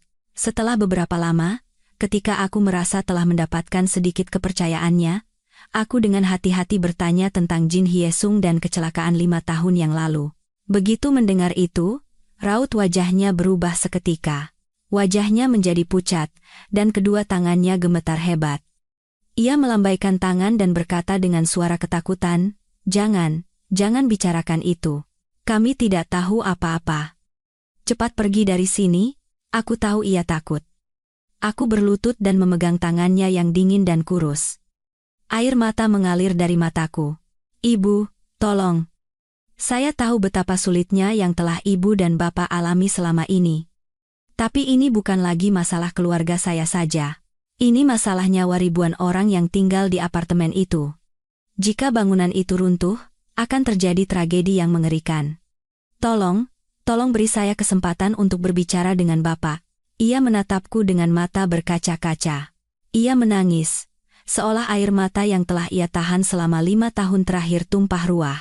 Ia menceritakan bahwa setelah kecelakaan itu, Jin Hyesung diancam oleh Bhaskara. Jika ia membuka mulut, seluruh keluarganya tidak akan selamat. Bhaskara sempat menugaskan orang untuk meneror mereka secara mental. Tidak tahan dengan tekanan itu, Jin Hyesung akhirnya melarikan diri, hidup berpindah-pindah dan bersembunyi, bahkan tidak bisa menghubungi istri dan anak-anaknya. Ia hanya sesekali mengirimkan sedikit uang secara diam-diam. Ia berkata suaminya hidup tapi seperti mati. Setiap hari menderita dalam rasa bersalah karena tidak bisa melindungi rekan-rekannya yang meninggal dan dalam ketakutan. Mendengar ceritanya, kemarahanku pada Bhaskara semakin besar. Ia tidak hanya kejam, tetapi juga sangat licik. Untuk menutupi dosanya, ia telah menghancurkan sebuah keluarga biasa sepenuhnya. Aku berkata padanya dengan suara tegas. Ibu, sekarang situasinya berbeda. Saya tidak akan membiarkan ibu dan bapak menderita sendirian lagi. Ada orang-orang yang membantu saya, dan kami bisa melindungi kalian berdua. Asalkan bapak mau memberanikan diri, saya berjanji. Keadilan untuk semua orang pasti akan saya tegakkan. Ia menatapku lama. Di matanya, ketakutan dan harapan saling beradu.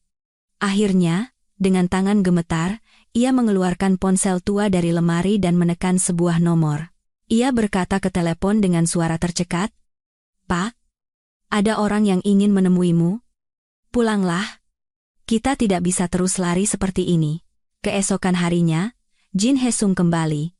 Ia terlihat jauh lebih tua dan kurus dari foto di berkas. Matanya yang cekung dipenuhi penderitaan dan kelelahan dari tahun-tahun hidup sebagai buronan. Saat bertemu denganku, ia tidak berkata apa-apa, hanya duduk diam. Aku menceritakan segalanya padanya, kejatuhan Bhaskara, bukti-bukti yang kumiliki, dan bahaya apartemen itu. Aku menunjukkan padanya surat kronologi yang ia tulis 5 tahun yang lalu. Melihat tulisan tangannya sendiri, bahu kurus Jin Hyesung mulai bergetar. Ia menutupi wajahnya dan menangis terseduh-seduh seperti anak kecil. Itu adalah air mata rasa bersalah dan ketidakberdayaan yang telah lama terpendam. Setelah tenang, ia menatapku. Di matanya, ada tekad yang belum pernah kulihat sebelumnya. Ia berkata dengan suara serak namun sekuat baja, "Ibu Wakil Direktur, selama 5 tahun ini saya hidup sebagai seorang pendosa. Saya rasa sudah saatnya saya melakukan sesuatu yang benar. Saya akan bersaksi, saya akan mengungkap semua kebenaran. Biar mati sekalipun, saya tidak bisa membiarkan ribuan orang dalam bahaya dan rekan-rekan saya yang meninggal dengan tidak adil tidak tenang." Kata-katanya sangat menyentuhku. Aku tahu kami telah mendapatkan potongan puzzle terakhir yang paling penting. Malam itu, Pak Gunawan mengirim orang untuk membawa keluarga Jin Hyesung ke tempat yang benar-benar aman. Semuanya siap untuk pertempuran terakhir. Tapi aku dan Pak Gunawan tahu. Saat kami secara resmi mengeluarkan kartu ini, Bhaskara dan jaringannya tidak akan tinggal diam menunggu kematian. Badai yang lebih besar dan lebih dahsyat dari sebelumnya pasti menanti kami. Dan kali ini, akan menjadi pertarungan hidup dan mati. Dengan persetujuan Jin Hyesung untuk bersaksi, pertarungan kami memasuki level yang sama sekali baru. Ini bukan lagi skandal keuangan internal atau perselisihan keluarga, melainkan kasus pidana besar dengan keadaan yang sangat kompleks. Pak Gunawan segera menunjuk tim pengacara pidana terbaik di negara ini. Semua bukti, termasuk dokumen terkait kecelakaan, kronologi dan kesaksian Jin Hyesung, disiapkan dengan cermat dan diserahkan langsung ke lembaga investigasi tingkat tinggi. Begitu berita tentang penyelidikan ulang kasus 5 tahun lalu mulai bocor, WJ Group kembali terguncang. Tapi kali ini bukan hanya karena opini publik, melainkan karena ketakutan mereka yang terlibat. Baskara Wijaya, yang saat itu sedang dalam tahanan untuk penyelidikan korupsi keuangan, benar-benar hancur saat mendengar Jin Hyesung muncul. Ia tahu harapan terakhirnya telah lenyap. Dengan tuduhan penggelapan, ia mungkin hanya akan dihukum beberapa tahun penjara, tetapi menutupi kecelakaan fatal dan membahayakan ribuan orang dengan konstruksi di bawah standar akan membuatnya membayar harga yang jauh lebih besar. Dan seperti yang kami duga, kelompok kepentingan Baskara mulai bergerak. Jika Baskara jatuh, mereka juga akan terseret, jadi mereka tidak bisa membiarkan kebenaran terungkap. Serangkaian manuver licik dimulai. Pertama, mereka mencoba menyuap Jin Hyesung. Mereka mengirim orang ke tempat persembunyiannya dan menawarkan sejumlah besar uang, beberapa kali lipat dari uang tutup mulut yang diberikan Baskara 5 tahun lalu. Mereka bahkan menjanjikan kehidupan baru di luar negeri. Syaratnya hanya satu, mengubah kesaksiannya dan mengatakan bahwa kronologi itu ditulis di bawah paksaan. Tapi Jin Hyesung menolak. 5 tahun rasa bersalah sudah cukup. Ia berkata pada mereka, uang tidak bisa membeli hati nurani. Daripada hidup kaya sebagai pendosa, saya lebih baik mati miskin tapi bersih. Ketika suap gagal, mereka beralih ke ancaman. Keluarga Jin Hyesung terus-menerus menerima pesan atau telepon ancaman anonim, bahkan orang-orang mencurigakan berkeliaran di sekitar rumah mereka untuk memberikan tekanan psikologis. Namun, berkat perlindungan ketat dari orang-orang Pak Gunawan, semua konspirasi mereka gagal. Pada saat yang sama, mereka mulai menyerangku. Kampanye pencemaran nama baik yang lebih ganas dari sebelumnya dilancarkan.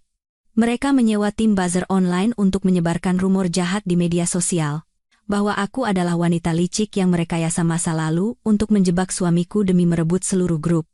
Mereka menulis fiksi di mana aku adalah penjahat yang kejam dan Baskara adalah korban yang malang. Itu adalah kata-kata tak berdasar, tetapi bagi orang-orang yang tidak tahu duduk perkaranya, itu sangat berpengaruh. Aku harus menghadapi tekanan publik sekali lagi. Ada hari-hari di mana aku takut keluar rumah, takut melihat koran atau internet. Aku hanya bisa memeluk putraku dan mendapatkan kekuatan dari senyum polosnya. Tapi kali ini aku tidak sendirian. Pak Gunawan mempertaruhkan nama baiknya untuk membantah rumor-rumor itu. Media dan wartawan yang berhati nurani berpihak pada kami. Mereka meliput kasus ini secara langsung dan menerbitkan artikel investigasi mendalam yang mengungkap kecurigaan di balik proyek apartemen misterius itu. Opini publik perlahan mulai berubah, dan orang-orang mulai melihat kasus ini bukan sebagai gugatan cerai yang heboh, melainkan sebagai kasus pidana yang serius.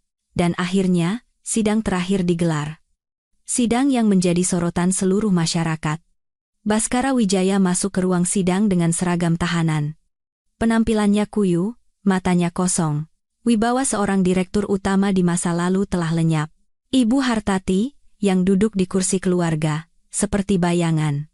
Ia tidak lagi menangis atau berteriak, hanya menatap putranya dengan tatapan kosong.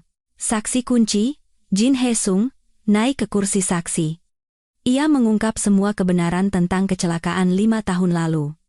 Suaranya bergetar, tetapi jelas dan tegas. Ia bersaksi tentang bagaimana ia diancam oleh Baskara, bagaimana ia harus melarikan diri dan hidup dalam rasa bersalah. Kesaksiannya, dikombinasikan dengan bukti-bukti tak terbantahkan yang kami ajukan, melukiskan gambaran lengkap tentang kejahatan Baskara dan komplotannya. Sidang berlangsung selama beberapa hari. Satu persatu, orang-orang yang termasuk dalam kelompok kepentingan Baskara dipanggil. Mereka yang bersama-sama menggelapkan dana, memberi suap, dan menutupi kejahatan, semuanya tidak bisa lolos dari jerat hukum. Dalam pembelaan terakhirnya, Baskara tidak lagi menyangkal. Ia berdiri dan berbalik ke arahku, yang duduk di kursi korban. Ia menundukkan kepala, suaranya serak penuh penyesalan yang terlambat. Anissa Kirana. Semuanya adalah kesalahanku. Karena ambisi dan keegoisanku, aku kehilangan segalanya. Aku menyakitimu. Aku melakukan dosa yang tak terampuni pada putra kita, dan aku melakukan kejahatan yang tidak bisa dimaafkan. Aku tidak akan meminta maaf padamu. Aku hanya berharap setelah aku menebus dosaku, kau dan putra kita bisa hidup dengan damai. Aku benar-benar minta maaf. Setelah mengatakan itu, ia menangis tersedu-sedu. Air mata seseorang yang dengan tulus menyadari kesalahannya. Tapi semuanya sudah terlambat. Putusan akhir dibacakan. Baskara Wijaya dijatuhi hukuman yang sangat berat atas berbagai tuduhan, termasuk penggelapan dana dalam jabatan, penyuapan, pelanggaran undang-undang konstruksi, dan menyembunyikan pelaku kejahatan. Semua orang dalam jaringannya juga menerima hukuman dari pengadilan. Akhirnya, keadilan ditegakkan. Hari itu, saat keluar dari pengadilan, langit terasa luar biasa cerah dan biru. Aku memeluk Bima erat-erat dan menarik napas dalam-dalam. Pertarungan panjang yang penuh darah dan air mata telah berakhir. Aku menang. Tapi ini bukan kemenangan yang membawa kegembiraan. Ini adalah kemenangan keadilan dan kebenaran, tetapi kemenangan yang dibayar dengan kehancuran sebuah keluarga. Pak Gunawan datang ke sisiku dan meletakkan tangannya di bahuku. Semuanya sudah berakhir, Anissa. Mulai sekarang, hiduplah dengan kehidupan baru. Kehidupan yang pantas untuk semua yang telah kau lalui. Aku menatap Pak Gunawan dengan berlinang air mata dan tersenyum. Ya, kehidupan baru. Tapi seperti apa kehidupan baru itu? Dan menjadi orang seperti apa aku setelah melewati mata badai? Setelah sidang yang menentukan itu, kehidupan semua orang yang terkait denganku benar-benar memasuki lembaran baru. Baskara Wijaya memulai masa tahanan yang panjang untuk menebus kejahatan yang telah dilakukannya. Ibu Hartati, setelah menyaksikan kejatuhan total putra dan keluarganya, jatuh sakit parah. Ia menjual villa lama yang pernah menjadi kebanggaannya dan kembali ke kampung halamannya, menjalani kehidupan yang tenang tanpa pertengkaran atau kesombongan lagi. Sesekali aku mendengar dari kenalan bahwa ia menjadi sangat tua, dan hampir tidak pernah keluar rumah. Mungkin, di sudut hatinya, ia menyadari kesalahannya, bahwa cinta buta dan perlindungannya terhadap putranya adalah salah satu penyebab yang membawanya ke jalan kejahatan. Aku tidak lagi membencinya. Hanya tersisa rasa kasihan pada nasib seorang ibu. Dan aku serta Bima, kami memulai perjalanan baru. Kami tidak kembali ke villa lama yang menyimpan begitu banyak kenangan pahit. Aku menjual rumah itu dan dengan sebagian uangnya membeli sebuah apartemen yang nyaman dengan pemandangan taman yang cerah. Sisa uang dan dividen dari grup kuputuskan untuk digunakan untuk hal yang lebih berarti. Aku mendirikan sebuah yayasan amal bernama Yayasan Kirana. Sebuah yayasan yang memberikan bantuan hukum dan konseling psikologis gratis bagi wanita korban kekerasan dalam rumah tangga dan pengkhianatan. Aku ingin menggunakan ceritaku, pengalamanku, untuk memberdayakan wanita lain, untuk memberitahu mereka bahwa mereka tidak sendirian, dan bahwa mereka bisa bangkit dengan kekuatan mereka sendiri dan merebut kembali hidup mereka. Aku terus bekerja di grup, tetapi tidak lagi memiliki ambisi untuk kekuasaan. Aku hanya ingin menggunakan posisiku untuk membersihkan sisa-sisa peninggalan Baskara, menciptakan lingkungan kerja yang bersih dan perusahaan yang berkelanjutan berdasarkan kejujuran dan moralitas. Bersama Pak Gunawan dan direksi lainnya, aku melakukan reformasi besar-besaran. Kami memeriksa ulang kualitas semua bangunan, terutama apartemen di Jakarta yang bermasalah. Untungnya, hasil evaluasi ulang menyimpulkan bahwa meskipun ada beberapa material yang kurang, tidak ada cacat struktural yang berbahaya secara langsung. Kami mengungkapkan semua kebenaran kepada para penghuni, dan dengan biaya besar memperkuat dan memperbaiki seluruh bangunan untuk memastikan keamanan mutlak. Biayanya mahal, tetapi tindakan ini membantu grup memulihkan sebagian kepercayaan yang telah hilang. Hidupku tidak lagi dipenuhi dengan pesta mewah atau barang-barang mahal. Sederhana, tetapi penuh makna, setiap pagi aku mengantar anakku ke sekolah, sore hari menjemputnya, memasak makan malam bersama, dan membantunya mengerjakan PR. Di akhir pekan, kami berdua berjalan-jalan di taman atau berpartisipasi dalam kegiatan yayasan.